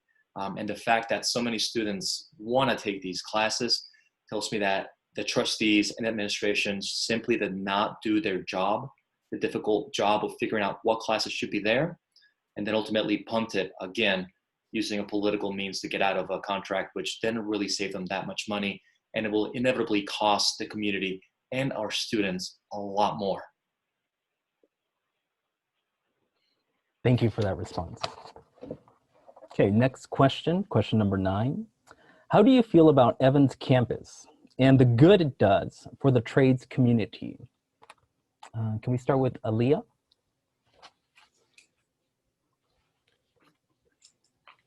Yep, absolutely. 1550 Evans is really important. It's an important campus that's going to provide a lot of hands-on skills that are needed for the trades. I know that there's specific allocation from the $845 million bond that is supposed to go towards there to really amp up some of the course offerings. And the other thing that I want to highlight is that it's in a really important part of the community, which is in the Bayview, where we know that at 1800 Oakdale, the class offerings have not been robust, and it's been deplorable, actually. And so with 1550 Evans, we have a new opportunity to look at like how to expand programs like City Build, which is a partnership between the city, labor organizations. It's a pre-apprenticeship program with the college, like providing students with those hard skills and in-lab experience in order to receive the skills that they need in order to get into the labor market and be successful. So I think we need to continue to invest in that campus. We need to fulfill promises that were made to community members. There was an excessive community process that was engaged around 1550 Evans, so making sure we're fulfilling that. And if I'm on the trustees, I will make sure that happens. Copy. Thank you so much for that response. Jeramye, same question. Yes, thank you. So I live in Bayview. So this is really a question that gives me goosebumps because I went by that campus, and it's just really devastating to see how the lack of accountability and transparency, literally the lack of accountability and transparency, led to this campus being just no classes being scheduled, no students there. And that's not acceptable. No one even knew that that was happening. And so when we get out to the community and we talk to voters, they are asking, well, what happened? Why are no classes being scheduled there? So it's really something that as I go around the Bayview talking to voters, that's something that comes up, and that's something that really rings true to home.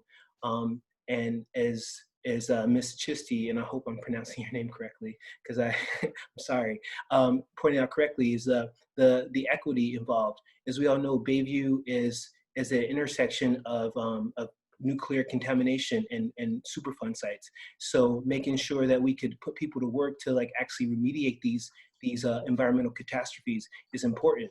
And the last thing is workforce development, putting an emphasis on jobs that are related to renewable energy and the community. That's really important, especially as we kind of come through the COVID pandemic and we try to figure out what's next and how we really serve students that have been impacted by job loss and the economy. Thank you.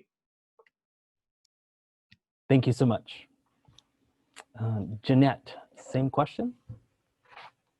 Sure, yeah, so I'll echo a lot of the same comments, which is that, you know, I think that the Evans Center is critical in what it does provide. You know, I think the technical education programs it has there, the automotive construction and custodial fashion motorcycle, I think those are all critical. I think those are important, and as well as the City Build program to prepare for careers in construction. So I think those are important, but I also think that the fact that there aren't other classes there that are preparing the community for other careers is ridiculous, right? Like I think Bayview has historically had a lot of issues. I think Jeramye pointed out very justly the fact that there is nuclear waste still poisoning decades of residents there, and this has had a disparate impact on Black communities that live there. And I think so. I mean, there's kind of the fact that basically the only classes that exist there are technical trade classes, which although are important, I think shows, it kind of speaks volumes about what we think of the Black community in San Francisco. And I think that we need to increase the classes there that are preparing people for kind of workforce of the future. So technology classes, environmental classes. I think that we need to make sure that campus is one that's able to thrive, and that we are paying attention to the people that live in that community, and how do we get them jobs that are that are equipped for the kind of technology infrastructure of where a lot of people go in the future. Thank you. Thank you so much. Okay, up next we have Anita. Well, I think that we should start thinking and planning. The college should start thinking about planning and offering short-term programs for post-pandemic, especially for people who have lost jobs or people who have been frontline workers who feel that they want to change jobs or careers. I think that's one of the things that we could use that campus for. I agree that we need to look at workforce development programs as a whole, and we also need to plan for the future, to think about the jobs that will be available in the future. That's going to take planning on the part of the career technical education folks, and I would look to them to provide some guidance on this. I also agree that we should look at other courses that may be of interest to the surrounding community. A survey would be interesting. There may be courses that surprise us that the community would like to have, or even the people who are taking short-term programs in whatever trade is offered out there. Maybe they'd like a course in ethnic studies. Maybe they'd like a class in psychology. Maybe they'd like a history class. Maybe they'd like an arts class. We need to think about all of those things and see that campus as not just a trades campus, but as a campus that can serve in a comprehensive capacity. If there's enough space there, that would be it would be interesting to look at what things could be offered at night for people who work during the day, where they might want to come and take a quick class to either improve their job status or to switch careers. I think we should do all of those. Maybe a working adults degree program could be cited there. Okay, thank you very much. Mm-hmm. And Victor, same question. Thank you. Great job on that, Anita. This is a fantastic segue from my last answer, and a perfect example of the harm that an underutilized campus can do. Ultimately, from my experience working right down the street, right on the Bayview, building pipelines into workforce development from the community, I can tell you that it just can't be about the jobs. It can't be just about the workforce development jobs. It needs to have credit classes. It needs to have community classes. It needs to be a community center with multi-purpose buildings that can have childcare, that can have evening classes, that can have weekend classes. And ultimately, we need to focus on entrepreneurship classes. We need to focus on the arts. We need to have classes well beyond the trades. Because ultimately, the college is stretched thin, but the classes that we need to offer should be where the students are. And the disparities that we find in the access to education, particularly on campuses like the Evans campus, are the result of systemic racism being introduced into our institutions of higher learning. There's no other way around it. No campus should have such a lack of comprehensive investment. And what we need is not just a student-centered formula that actually actively asks the people in the community what classes they need, but we need geographic equity. We need a provost to say, these are the sort of metrics that we're going to follow on to make sure that every campus has equitable credit, non-credit, community, and workforce development classes for the community. And then we need to have counselors. Thank you. And then we need to have counselors on each campus to guide those students. And these need to be people who are from the community, who have lived experience, who can engage in peer-to-peer counseling, and who can be trained to really help our students figure out what they want to do. We need the faculty to teach the classes where the students need the classes as well. And all of this needs to be a comprehensive investment into that campus. Thank you. Thank you so much, candidates. Next question, question number 10. The older adult department was cut by 90%. What would you do to work with the OLAD students and the departments to restore this department? Aliya, first off. It's Aliya. Thank you. Thank you so much for the question. So my mom actually learned English at City College of San Francisco, and now that she's elderly now, she's also participated in some of those OLAD classes to learn how to use the computer and these other classes that are offered. And so I think the benefit of those classes that provides her with a sense of community, right, as she's in her older years. And so I think that these classes can help some of our older adults find community, tap into a skill that they probably might not have known about. And they also encompass the idea of what community colleges are, right? They're not a junior college, they're a community college because they serve, their intent is to serve everyone. And I often refer to this notion of community colleges are also referred to as democracy's college or people's college because they are supposed to serve as a space for everyone. And I think that so beautifully encompasses the purpose of education. And so I think that we need to not pit some of our transfer classes against the OLAD classes. We should not be doing that. And so I would definitely love to see us bring some of these classes back. I would have to definitely work with the department chairs to figure out a solution. We'd have to be aggressive with finding funding. And we need to make it clear that this is a focus of our college. It's a part of the college mission. So, and making sure we're fulfilling that. Thank you so much. And apologies for my pronunciation. I'm like rewriting it's okay. it. I've experienced it throughout the whole campaign trail, so no worries. Sure. Okay, up next we have Geramye. Same question. Yes, thank you.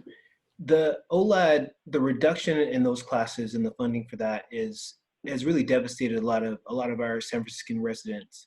I think that sometimes as the kind of tech bubble we live in, we kind of prioritize younger adults, and that's great.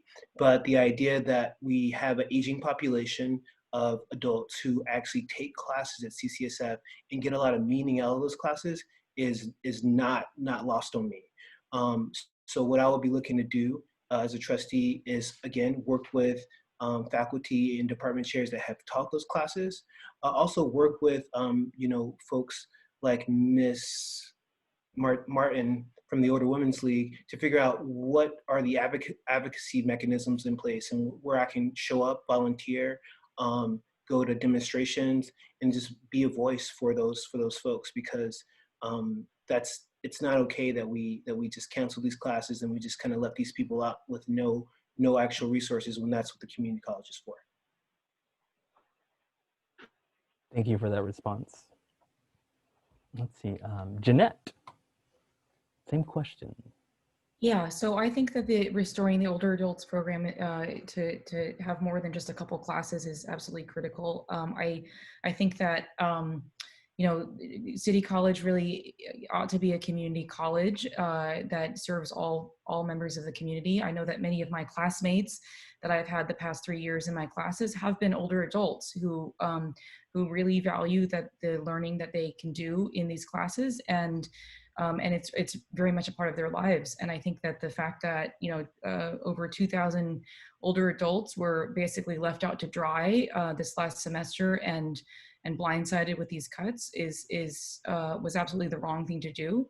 I do think that there also was a huge lack of transparency, and the fact that these cuts are kind of made in the dead of night without much warning or strategic planning, I think is also something that is that really needs to be criticized and talked about. The fact that it is a reality that there are budget issues, right? And I think that it's something that anyone that's a trustee will have to grapple with in the future, and figuring out how do we make sure that the college as a whole is able to stay in existence.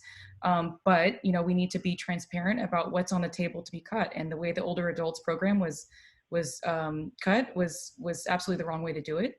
So I would start with working with the you know, the teachers that have 30 been seconds.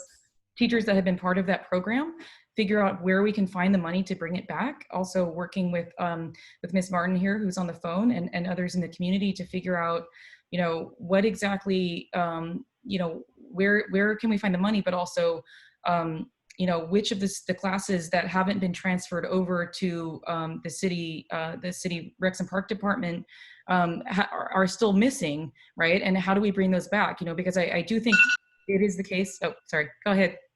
I guess I'm done. Okay, thank you so much for that response. Up next, we have Anita. This is a prime example where there is this floating accountability. The Vice Chancellor of Instruction says, well, I made the cuts and the board is not really responsible for this. But yes, the board is, because the board is ultimately responsible for the budget. So there should be no floating accountability. I hold both the board responsible and I hold the BCI responsible. And by the way, the board, I think, made a terrible decision in May when they decided to give two-year contracts to two senior administrators, both of whom are the highest paid administrators after the chancellor. They encumbered $1 million over 2 years to pay the salaries of these two individuals for 2 years. So we're stuck with them or we buy out their contracts. And I had advocated to the board in writing that they not make that kind of decision, that if they had to keep someone, keep them for a year, but not 2 years. So this is, again, a prime example also of what you spend your money on shows what you value. Think of what that $500,000 that was encumbered for the second year, how many classes that could have provided. So I think we need to review the budget, reset the priorities, and hold the board accountable for making these decisions where they're willing to spend money on this, but not in the other area. The department chair was not at all consulted about these decisions. And had the department chair been consulted, I'm sure he would have raised some issues. The deans were not consulted. 30 seconds. I'm sure they would have raised some issues. And if we have that system where we're demanding accountability, not just of the chancellor, but of the vice chancellor of instruction through a report before the board, I think we'd have better decisions, or not, at least not these terrible ones. Thank you for that response. And rounding off, Victor, same question. Thank you. This is a solid question. And as Anita mentioned, this is just sheer inability to do the right thing. The accountability aspect of it is kind of fascinating to me, because we have such a strong community presence that we should have a center. We should have a dean who's overlooking lifelong education. When it comes to the funding, I mean, the models are already out there. We can have nonprofit partnerships, and nonprofits right now are hurting. So they have a lot of curriculum that we could be teaching for them. And we could build those partnerships very easily by having public-private partnerships, because the private sector is the one that has the money right now. As I think it was Jeanette mentioned, right? All the rec and park classes at the city should be taught by City College. And we should be using the Free City program and all the state money that comes in with that to make sure that we subsidize all these other non-credit programs that are hurting so bad. Ultimately, we need to have these classes across all the campuses. The Mission campus, the Chinatown campus specifically, are right next to a lot of aging population that just need to be involved in the community. They need these classes to maintain themselves engaged. They need to maintain these classes so they can continue to get to know and continue to prosper in our community. The more people that we have taking these classes, the healthier the college will be. And given that we have 3 missions, academic, workforce, and community, and academic and workforce students are in there for a 2-year program at most, lifelong education is the future of City College. The community mission is the future of City College. And you don't have to be an adult learner to continue to take these classes. You can be a young professional who wants to take up a new skill, or do woodworking. Thank you. Or do woodworking or something else that maintains them engaged and having fun in our community. All the outdoor classes that we could be having right now when it comes to mental and physical health should be all being taught right now in a partnership with Rec and Parks and all the parks and outdoor spaces that we have throughout the city. Ultimately, this is just a lack of accountability and a lack of entrepreneurship. We need better insight, and I hope that all the trustee candidates here can do that. Thank you for your comments. Thank you. Sorry, I went a little long. Thank you. And let's see, question number 11. Non-credit classes, such as non-credit ESL, face drastic cuts. How would you work with Chancellor Vurdien and the department to address it? We'll start with Aliya.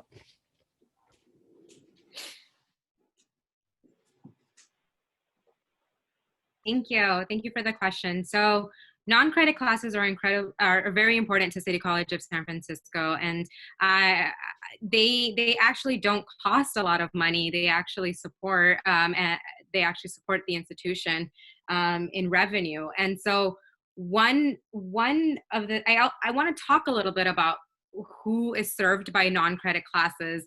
There are undocumented students who want to apply for AB 540 but don't meet the 3-year high school residency the 3-year high school requirement.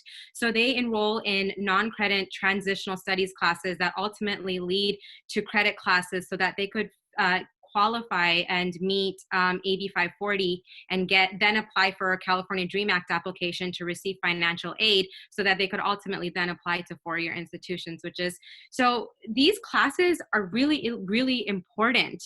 And they're also a means to develop skills, right? Like for community members to come back and sharpen their skills.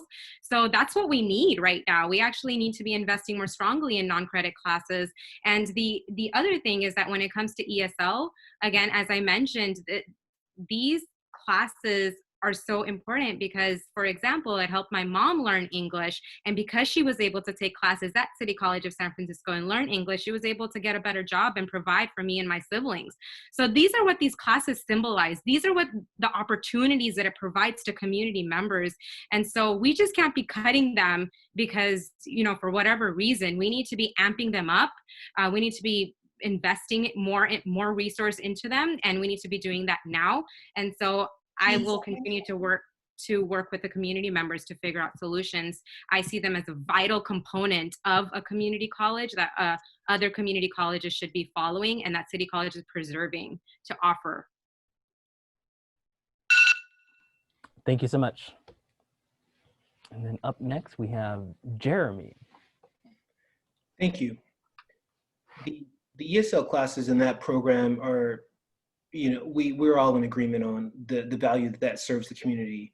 That the almost majority of San Franciscans, are are people who speak different languages.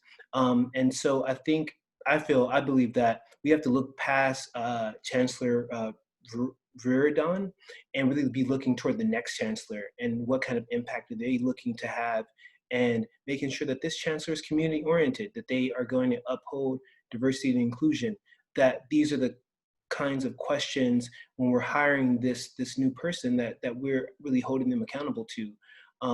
In the interim, it's really getting with organizations like AF 2121 to say, to really mobilize the faculty and the faculty senate to say, hey, this is a priority, that this is a community college is supposed to serve all people, especially the folks who are the most vulnerable. And I feel like the folks who are the most vulnerable are the ones who are just starting out their lives, and in many cases, attempting to learn English, trying to make a life for themselves. It ties way back into workforce development, getting these basic English skills and writing skills to, again, advance your career, get your foot in the door in a job. It all goes hand in hand. So these classes are highly important. And it's a matter of mobilizing our faculty to really advocate for this and coming up with a plan to prioritize in the budget. Thank you for that response. Okay, up next, Jeanette, same question. So I'm the daughter of an immigrant. My mother came to this country from Vietnam in 1975 with her 7 siblings and her parents, and arrived in Southern California, not able to speak very much English, not really, sure how to kind of navigate the American system, and kind of bewildered as to what to do. And she was coming from a war-torn country. She was, came over during the Vietnam War. And she was able to take classes and to take advantage of the helping hand of people in in Southern California in the community that provided English skills and citizenship skills. And that's why I think that having non-credit courses at City College is so important for our immigrant communities. If we look at the list of what is included on non-credit classes, there's such important programs as ESL, as we mentioned, but also foster parenting, pathways to citizenship, classes for those with disabilities, and training for people for apprenticeships. These are all critical classes that are important for people that may have nowhere else to turn and are completely bewildered, as my mother was, about how to navigate the American system, how to get jobs, how to learn critical skills. And I think it's so important for them to continue to exist and to make sure that City College is an inclusive community for all and that we help people that may especially need it. Thank you. Thank you. Okay, Anita, next. Okay. Thank you. More students from non-credit transition into credit studies than students graduating from high schools because the high school enrollment is gradually shrinking. So if we want to preserve credit studies, we need to preserve all non-credit studies. The ESL, I'm particularly incensed about because that's where I started and that's where I taught for 15 years at City College, both credit and non-credit ESL. And I think it was an anti-immigrant and racist act for one individual to cut those classes. This is the same individual who got a 2-year contract rather than being held accountable for making all those decisions on his own with no consultation with the dean or the chair or the community. I think that one thing we have to remember about non-credit is that it's no fee to the students. It's open entry, so students can join anytime that the class is offered, that there's space. And it doesn't have a residency requirement.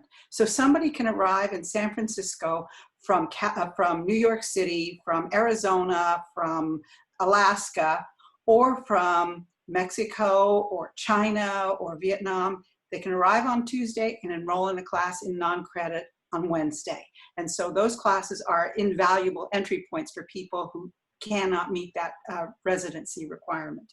I wrote to Chancellor Vurdien on August 17th because I became puzzled about the student-centered funding formula because ESL funding has increased in certain aspects. And I wrote asking whether those classes were being funded at the much higher rate, in some instances higher than credit rates. I've still not had a response. So I think a response to that would be really important for us to understand whether we cut off our own noses to cut off our own noses to spite our faces by cutting classes that were actually generating more revenue than we think that we didn't claim.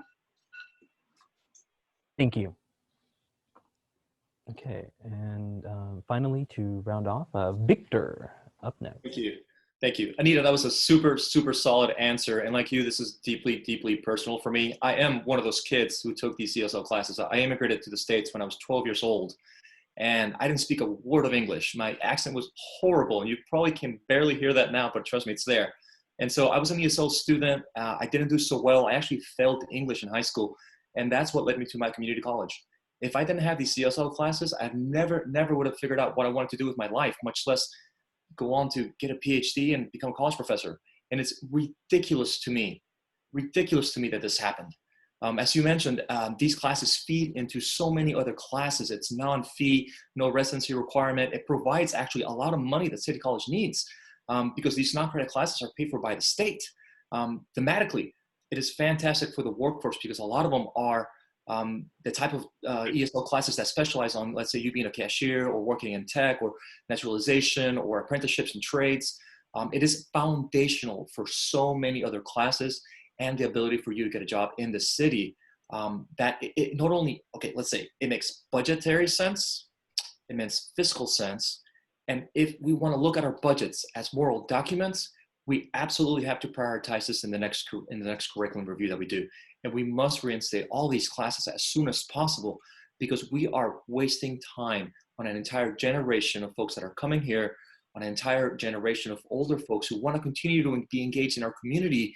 And if we're talking workforce development and recovery in the post-COVID-19 era, we absolutely have to have these classes as an entry point for every single person in San Francisco. Thank you. Thank you, Victor, for that response. Okay, and next up, I'd like to pass it on to my colleague, Win-Mo Q from PUSO, member of City College of San Francisco.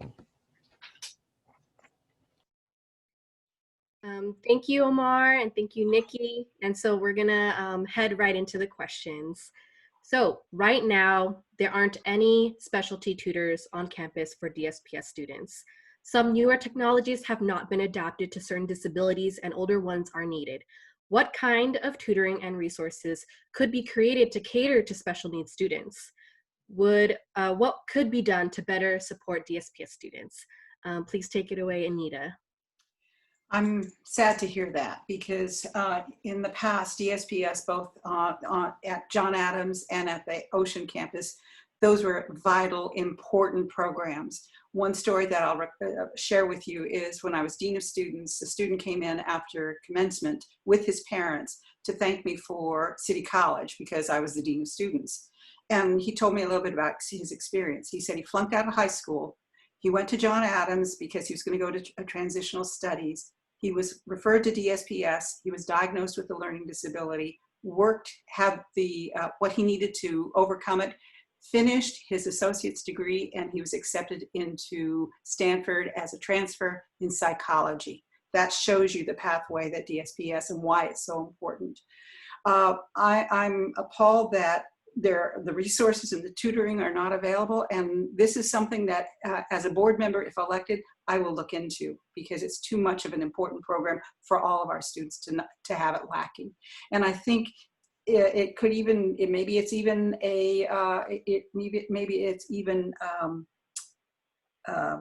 what do you call it? Discriminatory against DSPS students because we're not providing the services and programs that they need. So I'm going to be looking into this, especially if I'm elected. Thank you. Thank you for your commitment, Anita, in looking into that, into this very important issue. Victor, could you please go next? Absolutely. When it comes to ESPS, I think that we need to create learning communities. And this is something that we did at UC Riverside when I was the chief of staff down there. And it worked tremendously well across the entire board, whether it was for engineering students or ESL students, any program. The ESPS aspect needs to have wraparound services. I think that one of the aspects that we have right now in the current COVID-19 sort of post-economy is that we need to have nonprofit partnerships plus regional partnerships with other institutions of higher learning to make sure that we leverage our strengths, limit the replication that we do, pool our resources, and make sure that our students are receiving these wraparound services that they need, whether it is and we're involving peer-to-peer counseling or tutoring or specific highly trained counselors that we need to be doing this.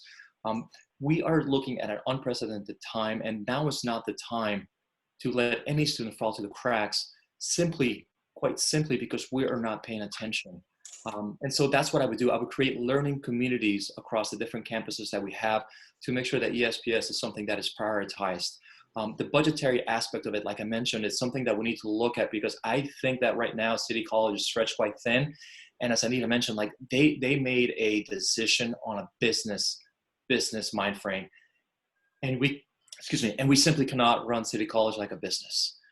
This needs to be an investment in our community and in our students that need us the most. And it really begins by creating these communities in which these students have wraparound services. Thank you. Right, CCSF is not a business. Right on. So Geramye, please provide your response. Yes, thank you. Echoing the other candidates' words, it's really troubling that we can't serve the students who need us most. And so I think it really goes back to getting a community-oriented chancellor involved, really having the foresight to think about, what types of budget shortfalls we have and what can we prioritize. And I think I believe prioritizing DSPS students would be key because at the end of the day, to Ms. Martinez's story, these students who fall in this category go on to achieve extraordinary things. They just have to be given the resources to do so. So actually believing in these students and putting action behind that belief by figuring out the funding and not just saying that, yeah, it's business as usual. We have to cut, we have to cut, we have to cut. Again, if we're going to be a community college, we have to really prioritize these vulnerable students, and I would be looking to do that. Cool. Thanks for stating your priorities, Geramye. Aliya, please take it away. Aliya, thank you. Okay, thank you. This is sad, right? I am quite worried about our students in DSPS, also worried about our students that are part of Hearts at City College. These are some of our most vulnerable student populations, and remote learning doesn't work for everyone, right? That interaction in the classroom with the teacher and counselors is so important to the success of students. And so this is quite frustrating. I am curious to know what plan is in place to support these students. You know, are we amping up some of the remote services that are provided through DSPS? Are there other strategic and innovative measures that are being explored, looking at what other community colleges or universities are doing to support our DSPS students to make sure they're successful? So, you know, I definitely will commit to making sure that we are investing more resources, and also make a push that the college look at some best practices that can be integrated to make sure that we are not going to lose our students, because we know what the research indicates is that once you lose students, it is really hard to bring them back. So, and they're hanging on by a thread right now. So we need to be doing whatever it takes to keep them enrolled and providing with the supplementary resources that they need to be successful. Thanks, Aliya. So yes, resources and seeking that information is super important, and prioritizing DSPS students and their resources is important. So, and Jeanette, please provide your answer. Sure. So I think one thing that is critical is hiring tutors and counselors that are trained, who have experience in training and working with individuals with different abilities. I think that's really critical. And also working with some national organizations that do work on disability rights and kind of best practices on how to make sure that people in higher education that are differently abled are accommodated. So there's the DREAM organization, the Disability Rights, Education, Activism, and Mentoring. They're a national organization that advocates for campus disability groups and individual students. There's also, you know, other groups that I think have a lot of best practices about how to make sure that campus services are inclusive. I think it's really important to make sure that we are, you know, connecting with people that have experienced, you know, kind of what the best things to do are across the nation, and how to create best practices. The other thing I do think it's interesting, the point that Anita brings up around whether or not this is legal, right? Like, there is the Americans with Disability Act, which prohibits discrimination against disabled people. And there's a California equivalent. And I think that if you know, disabled students at City College are not getting the same services, I think someone here in the comments highlighted that printing even costs more for individuals, then that is something that definitely needs to be looked into if there are legal issues there. The other thing I wanted to say is that I think there's more that we need to do around destigmatizing. Thank you. Destigmatizing mental health issues, right? You know, I think there's sometimes this idea that mental health is not a disability, and I think that's absolutely wrong. There's a lot more that also needs to be done to make sure that we're destigmatizing the idea of disability and the idea of mental health issues being something that are unusual, when, you know, I think many of us live with mental health issues. And so I also encourage holistic thinking about how to centralize and create more mental health resources for people. Yes, collaboration on this front is much needed. Thank you very much, Jeanette. Now, cuts will be inevitable, as we foresee, because of the divestment in education in the coming budget crisis. Please describe what method you will expect the college to use to make those cuts, and who will be included in the decision-making. Please provide your answer, Victor. Sure. I'm actually going to resist the narrative that cuts are expected and necessary, because significant cuts at the state level is not an appropriate way of characterizing what's been going on at City College for a very long time. The deficit spending that we have is the reason why we're doing these cuts. The inability for us to recruit students with the classes they need is the reason we're having these cuts. The end of stabilization funding is not the reason why we had these cuts. It was because our trustees refused to do the right thing and pare down the classes to the places and times that our students needed. So what I want to do is very simple. It's end deficit spending so we can end the class cuts, so we can end the closure of campuses. And this really begins by making sure that we provide the classes that our students need. It's adding insult to injury right now, the fact that so many universities are closed and our students are not taking entry-level classes they need online through us, through the Free City program, through the funding that we get from the state. All of that could be for free at a much lesser cost. And we're not taking advantage of the moment. There's so many other things that we could be doing right now to guide our students into the right classes. We could be simplifying the application process to get into the school, to sign up for classes. We could really be leveraging the money that we have tied up right now in not the deferred maintenance, but in the building costs to Prop A, and free up all that money, use that for online classes, and expand our curriculum offerings. Ultimately, I refuse to think that class cuts are going to be necessary because the demand is there more than ever. People need to retrain and get new jobs. People need to be engaged in the community since we can't be socially close to each other. We absolutely could be benefiting right now, and class cuts are simply not the answer. The answer is to provide the students with the classes they need at the times they need, because the funding is there. Between the Free City program, between the state funding, between the partial taxes that we have, between everything else, we don't have to cut any classes. Thank you so much for your comment. Thank you. Yes, let's continue to engage. Geramye, please provide your answer. Thank you. I believe that there's no crystal ball. I would like to subscribe to Mr. Olivieri's thinking that there's other mechanisms in which to handle and address the budget shortfalls that the institution is experiencing. In the event that that the board will need to take measures to cancel or cut classes, really going back to Ms. Martinez's point, what is the plan to reinstate those classes? And how do we, as a board, really prioritize the vulnerable populations of students that we've discussed tonight?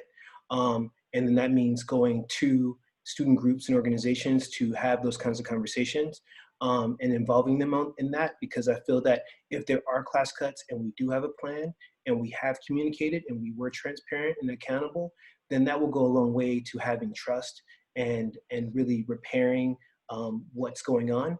And then the other thing in that plan, we have to say how do we continue to let students finish who are in degree programs or certificate programs, to make sure that we're not just cutting classes and, I'm a student and I have, a semester left with 2 more courses and I can't do that anymore. So that's not an acceptable approach. So really utilizing a data-driven approach to understand what's the plan, and making sure that we have the communication and accountability to go to organizations and students, present that plan, get their buy-in, and then make the decision from there. Thank you.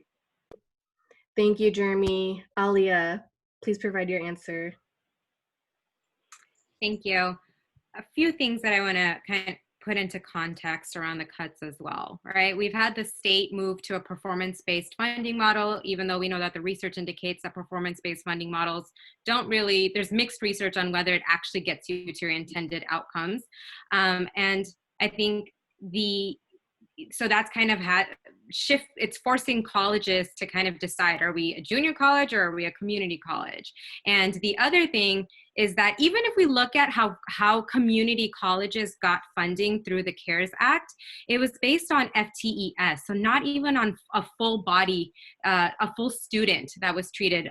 It wasn't by head count, it was by FTES. So community colleges actually got significantly less funding, and so that's not equitable. And so community colleges are pitted with a very difficult task, with very little resources. And I think that we need to do more to make sure that we are growing revenue for our college, right? We need to make sure that schools and communities first passes. We need to continue to explore local avenues of legislation, like such as WRF. And I agree that we need a better enrollment management plan.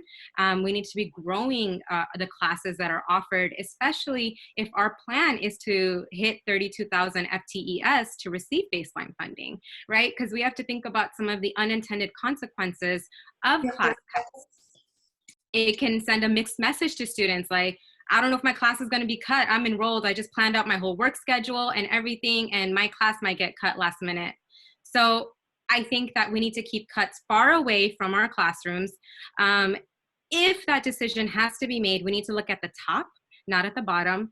And that process needs to be incredible. It has to be transparent and has to involve students, teachers, PGC, and it needs to foster the transparency. Thank you. Thank you, Aliya. Yes, it needs to be addressed, combating those cuts. Please provide your answer, Jeanette. Yeah, so I agree that I push back on the idea that cuts need to be inevitable. I think that there's a lot of evaluating of the budget and kind of going top to bottom to figure out how all the money is being spent now before cuts before I would consider cuts, right? So I think that there's a couple different things that I would look at. So one is, so I'm a lawyer. I've been a lawyer for about 15 years. And I know that often contracts just kind of, they may be a one-year contract and then they just sit around, right? Like they get renewed by rolling over year after year. So I think we would need to evaluate all the existing contracts that are in place with vendors, consultants, lawyers. Millions of dollars are being spent on these things. That needs to be reevaluated. I'd also limit administrator salaries. The last chancellor made $350,000. I think that's too much. We also need to think more about foundational support and private funding. I don't think that's going to be, the answer. I think that's, but that will kind of help buttress the budget. But an example here is that there's a community college in Florida that has a $500 million endowment. City colleges is less than 20 million. It's about 18 million, and it's a larger college, right? So I think that there's more to be done with bringing private participants to the table. And I would also advocate, of course, for more funding from the state and federal and local governments. So I think thinking through all of these ways that we need to shore up the revenue side of the house, as well as cutting the existing spend that doesn't have to do with salaries or with cutting classes. I think we need to evaluate all of those first before we ever get to cutting any classes. No cuts it is. Anita, would you be able to provide your answer? Sure. We're facing both a structural deficit that we're paying off on the installment plan so much every year until it's gone. And we also have the deficits that resulted from overspending the budgets in the last couple of years. One of the things that I wonder is if some of the cuts were the result of really a budget crisis, or they were a deliberate effort to downsize the college, to reprioritize certain parts of the curriculum and deprioritize other parts, like older adults, DSPS, ESL, Noncredit, and so forth. So I really am curious about that. If we have to make cuts to classes, and I'm speaking as someone who is a Dean of Language Arts at Skyline College, and as that Dean, I served as the chair for 5 departments. You leave it to the department chairs because they know the schedule. They know how to schedule classes from the optimal enrollment, when and where and how often. And they also know which classes to cut without harming the curriculum or student programs. I also think that not only looking at department chairs whose job it is to make those kinds of decisions, we have to look at other things and other ways to cut. Other things to cut, consultants, contracts. There's a whole bunch of stuff that's real murky in there that we need to look at. And other ways to cut. When I was at Skyline College, San Mateo District was facing a huge problem. So the chancellor there, who came from the world of financial management at community colleges, he said every college and central administration will take 10% cuts. You figure it out. So the president of my college said to the deans, okay, we're all going to cut 10%. We'll leave it to you on how to cut. What I did in my division, I called meetings with the classified and the faculty. We decided how to make a 10% cut. We got through the semester. It was collaborative. It involved everyone. We didn't like making the cut, but we did it. We also, another thing that I've heard that some places do is to take cuts if we have to cut salary. I'm sorry? It's time. Okay, thank you. Thank you all for your responses, candidates, on that question. Along the same vein, how should the student-centered funding formula be addressed? Geramye, please kick us off. Thank you. The student-centered formula, I believe it just goes to effective policymaking. So getting in the room with the policymakers as a trustee and really coming up with ideal factual policy that really starts to prioritize communities. Because right now, student-centered formula doesn't prioritize communities. It prioritizes courses, classes, matriculation. It doesn't prioritize workforce development and non-credit classes. So really getting over to policy and talking to our assembly members and our state senators to actually effectuate this change is going to be key, because we as an institution are suffering from the formula and in the ability to be able to look ahead and say, this is what we can expect. Moving the goalpost, halfway through the game is not acceptable. So really figuring out who the policymakers are and advocating for this change is going to would be what I believe to be the plan. Thank you. Thank you, Geramye. Aliya, please take it away. Thank you for the question. So yes, the student-centered funding formula has shifted from the previous model, which is based 100% on FTES. Now I believe it's 70% on FTES and then 30% on graduation and transfer. And then there's extra points allocated if those students are Pell or CCBG or AB 540 students. And although I understand the intent, right, that we community colleges do need to do a better job of ensuring that some of our low-income students and our students of color are graduating and are meeting their goals, I do not think that that funding formula is going to get us there. I think that what would get us there is actually investing in student support services, talking about how we're going to address total cost of attendance for students. Most of our students are part-time.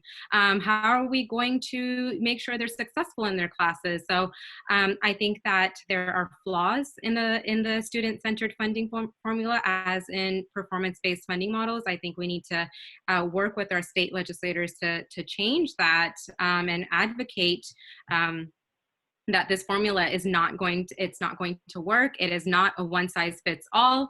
And also the cost of living adjustment, the COLA that was provided to community colleges, I don't know if that was adequate for City College of San Francisco, since it's such a massive institution.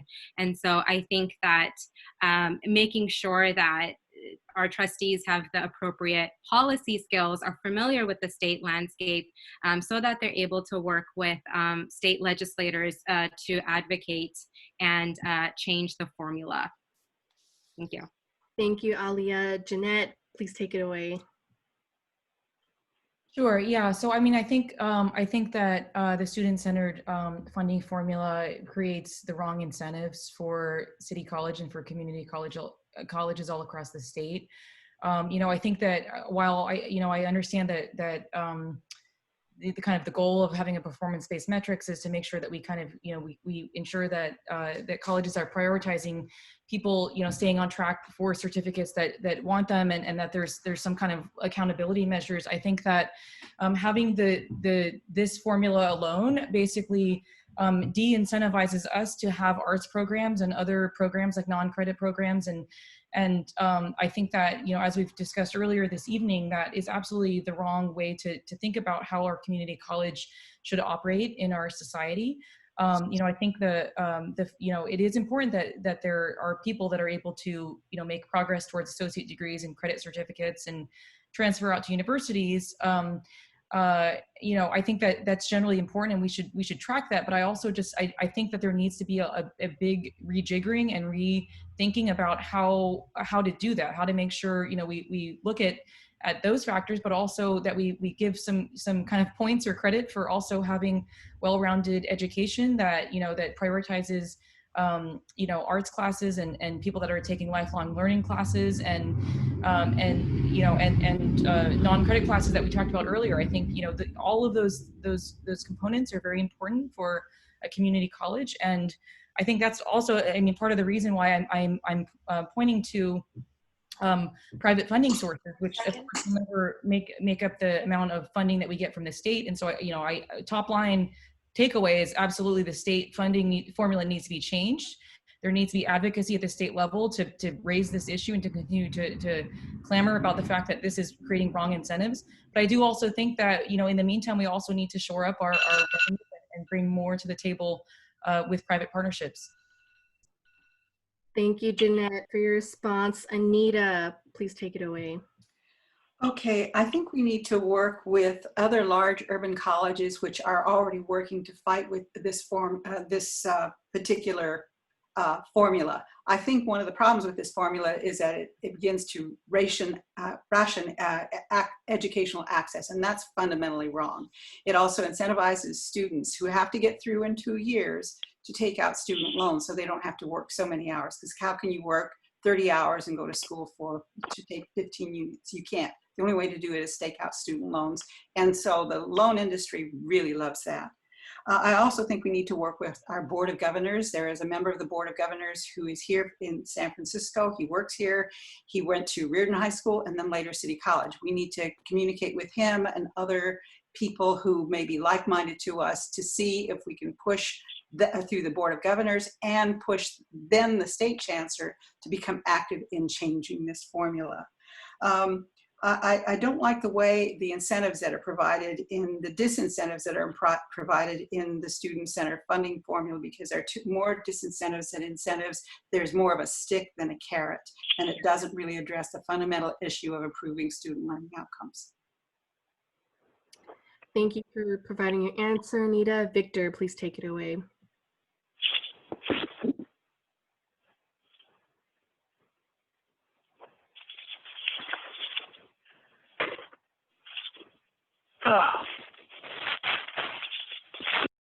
Victor, are you there?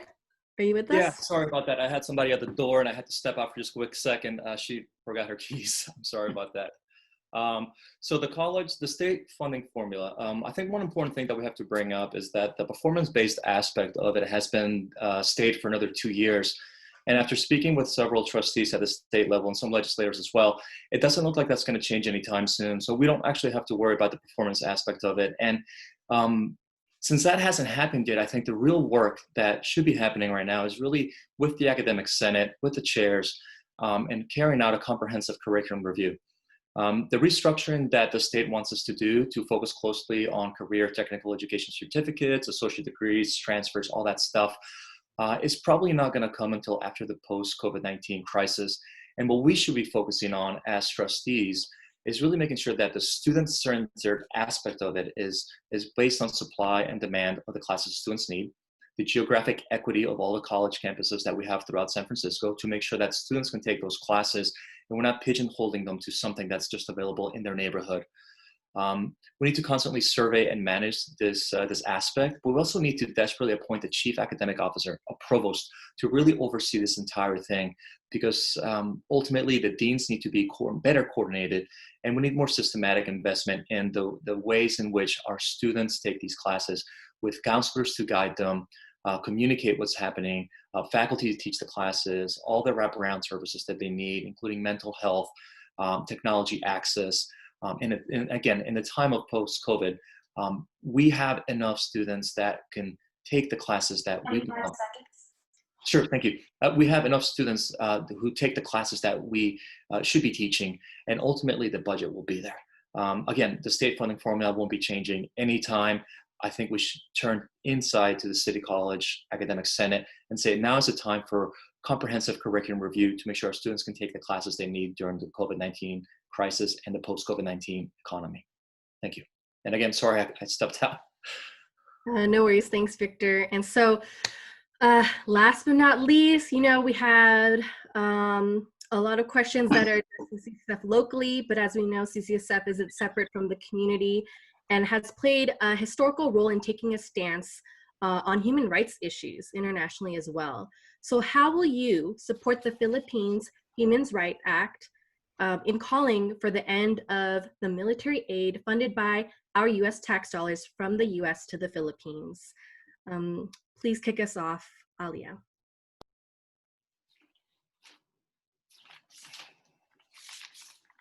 Thank you so much for shedding light on this issue. I really appreciated that this was a part of our email, and that I looked through it, and it's appalling what's happening. And I also think that this is also what makes me love the students at City College of San Francisco, is the strong student activism. And so, yes, there's the petition.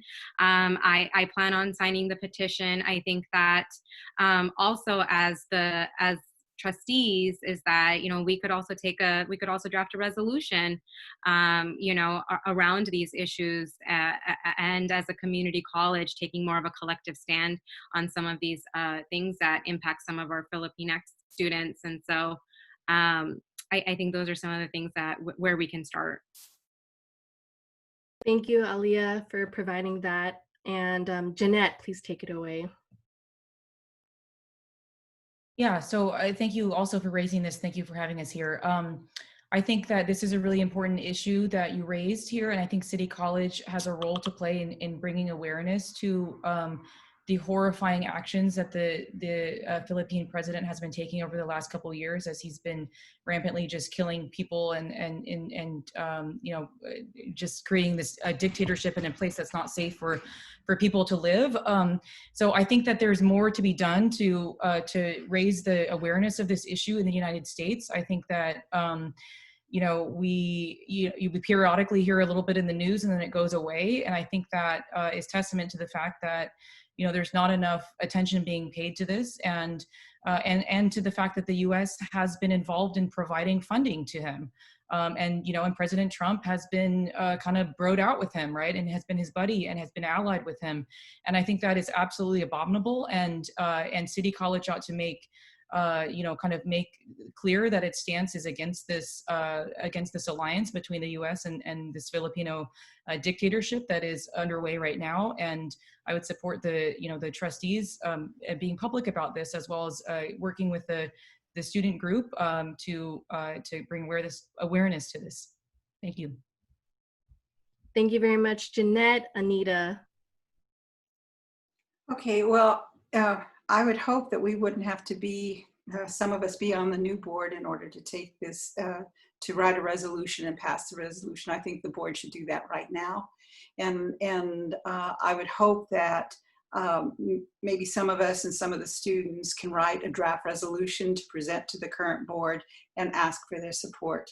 Maybe make a presentation to the board, provide some materials to the board, and ask them to go ahead and, as a board, go ahead and at least make a resolution at the very least. That's where I would really hope to start. And then if it's not done, wait until January till the board is different. Thank you, Anita. Victor? Great question. I'm a veteran, and a disabled veteran at that, and I forgot to mention that earlier. I actually lost the use of my legs after being involved in a military operation. And so this is quite a very poignant question for me, because there are also a lot of veterans that attend City College. It's one of the largest veteran service institutions in the United States, and there are students come here from all over the world, all over the country, because we have some of the best basic allowance for housing rates, and it's a great institution to go into Berkeley and other schools around the area. The other thing that we have in San Francisco is actually congressional leadership. We have the Speaker of the House. This military aid simply has to stop. We're working in a deficit budget, and resolutions are not enough. It's time to organize, mobilize, be quite vocal, and get a protest going. It's time to ask Nancy Pelosi and the California congressional leadership to take a stand and say this needs to stop. The things that are happening, human rights abuses, this military aid that keeps happening to a totalitarian regime, absolutely must stop.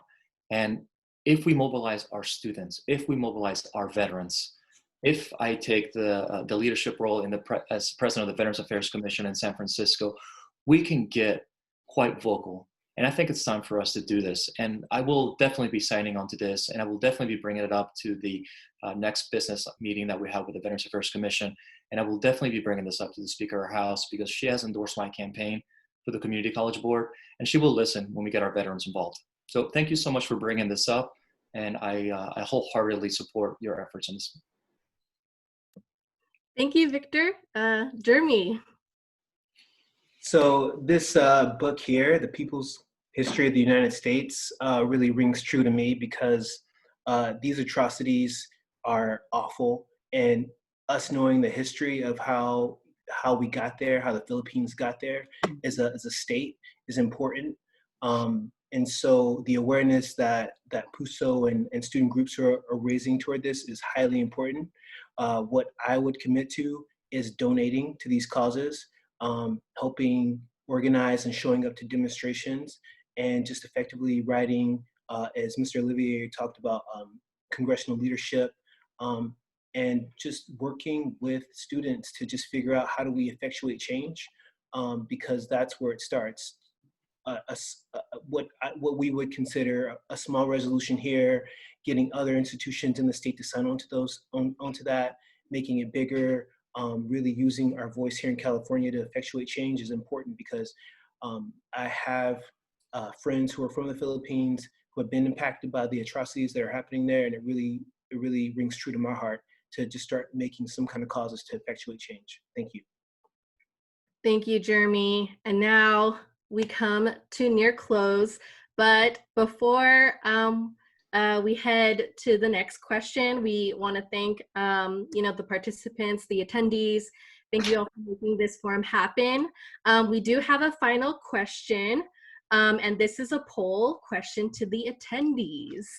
Now, the question is, who wants to vote in all new trustee candidates this November? So the poll should be up. All right. The candidates get to vote too? Absolutely.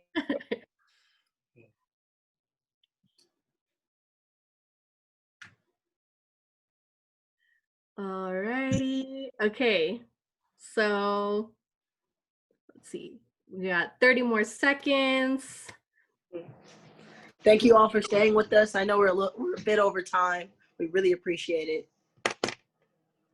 And before people depart, we do want to share some action items for everyone here to take, and for everyone to share and relay these action items to your friends, your fellow peers, your colleagues, your affiliated organizations.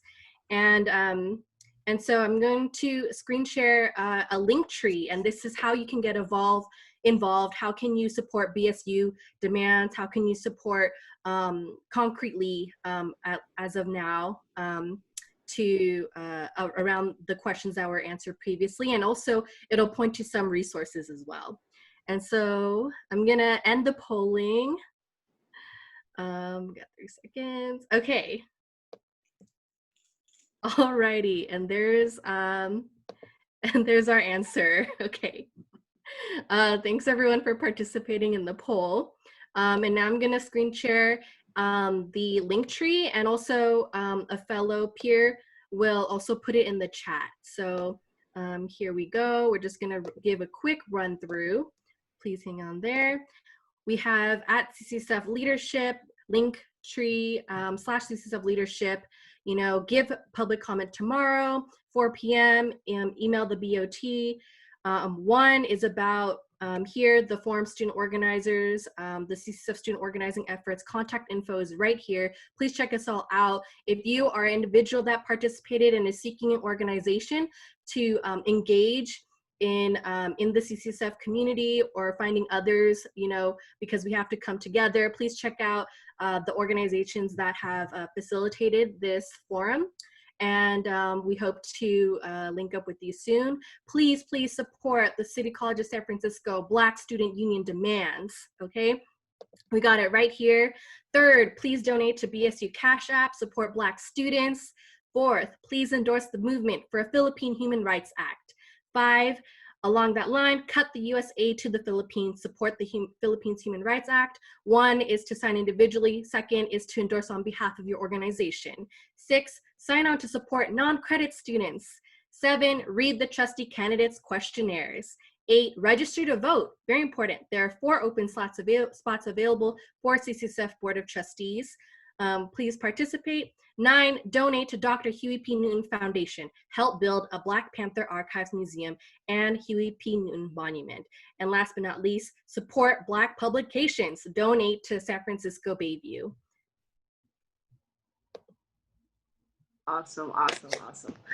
All right, guys, give yourself a pat on the back. You made it. You made it through this 2-hour event. You did it. So thank you guys so much again for your time. I look forward to being in conversation with all of you. If you showed up, that means you want to be politically engaged. You want to be a part of the conversation. So I'll be speaking with you all soon. Oh, and last but not least, before just to hang on to the candidates, we are going to be scheduling a time for to share your availabilities for the surprise, which is to host a forum, a public town hall actually. So please hang on there, wonderful candidates. And so with that, we're gonna close. So Board of Trustees, please hang on. Let's say goodbye to the attendees. Thank you very much for engaging, for lighting up the chat, for providing resources and links. Thank you so much, attendees. Awesome, awesome. And we will keep people posted on the town planning. So okay, so no scheduling right this second, just to clarify? Or you're talking to the attendees? Oh, talking to the candidates to schedule their availabilities for the town hall. Okay.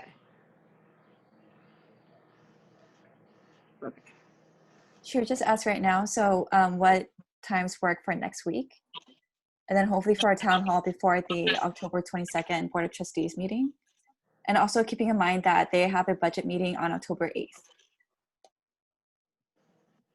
Mm-hmm. Are you looking to host this in the evening or sometime in the middle of the day? Likely in the evening, because this time seemed to work for most people. And we're glad that you're here and want y'all to be also attending and want to continue to engage. So I think evening may work best in the next coming weeks. Yep. Okay, I'm happy to clear my schedule every evening, except on Tuesday when I have a commission meeting. That's the only thing that I absolutely cannot miss. But because of that, I'm happy to clear up every other evening that week. Yeah, I'm good. Mm-hmm. So which week are we talking about? The week of the first, October 1st is the Thursday, correct? Right.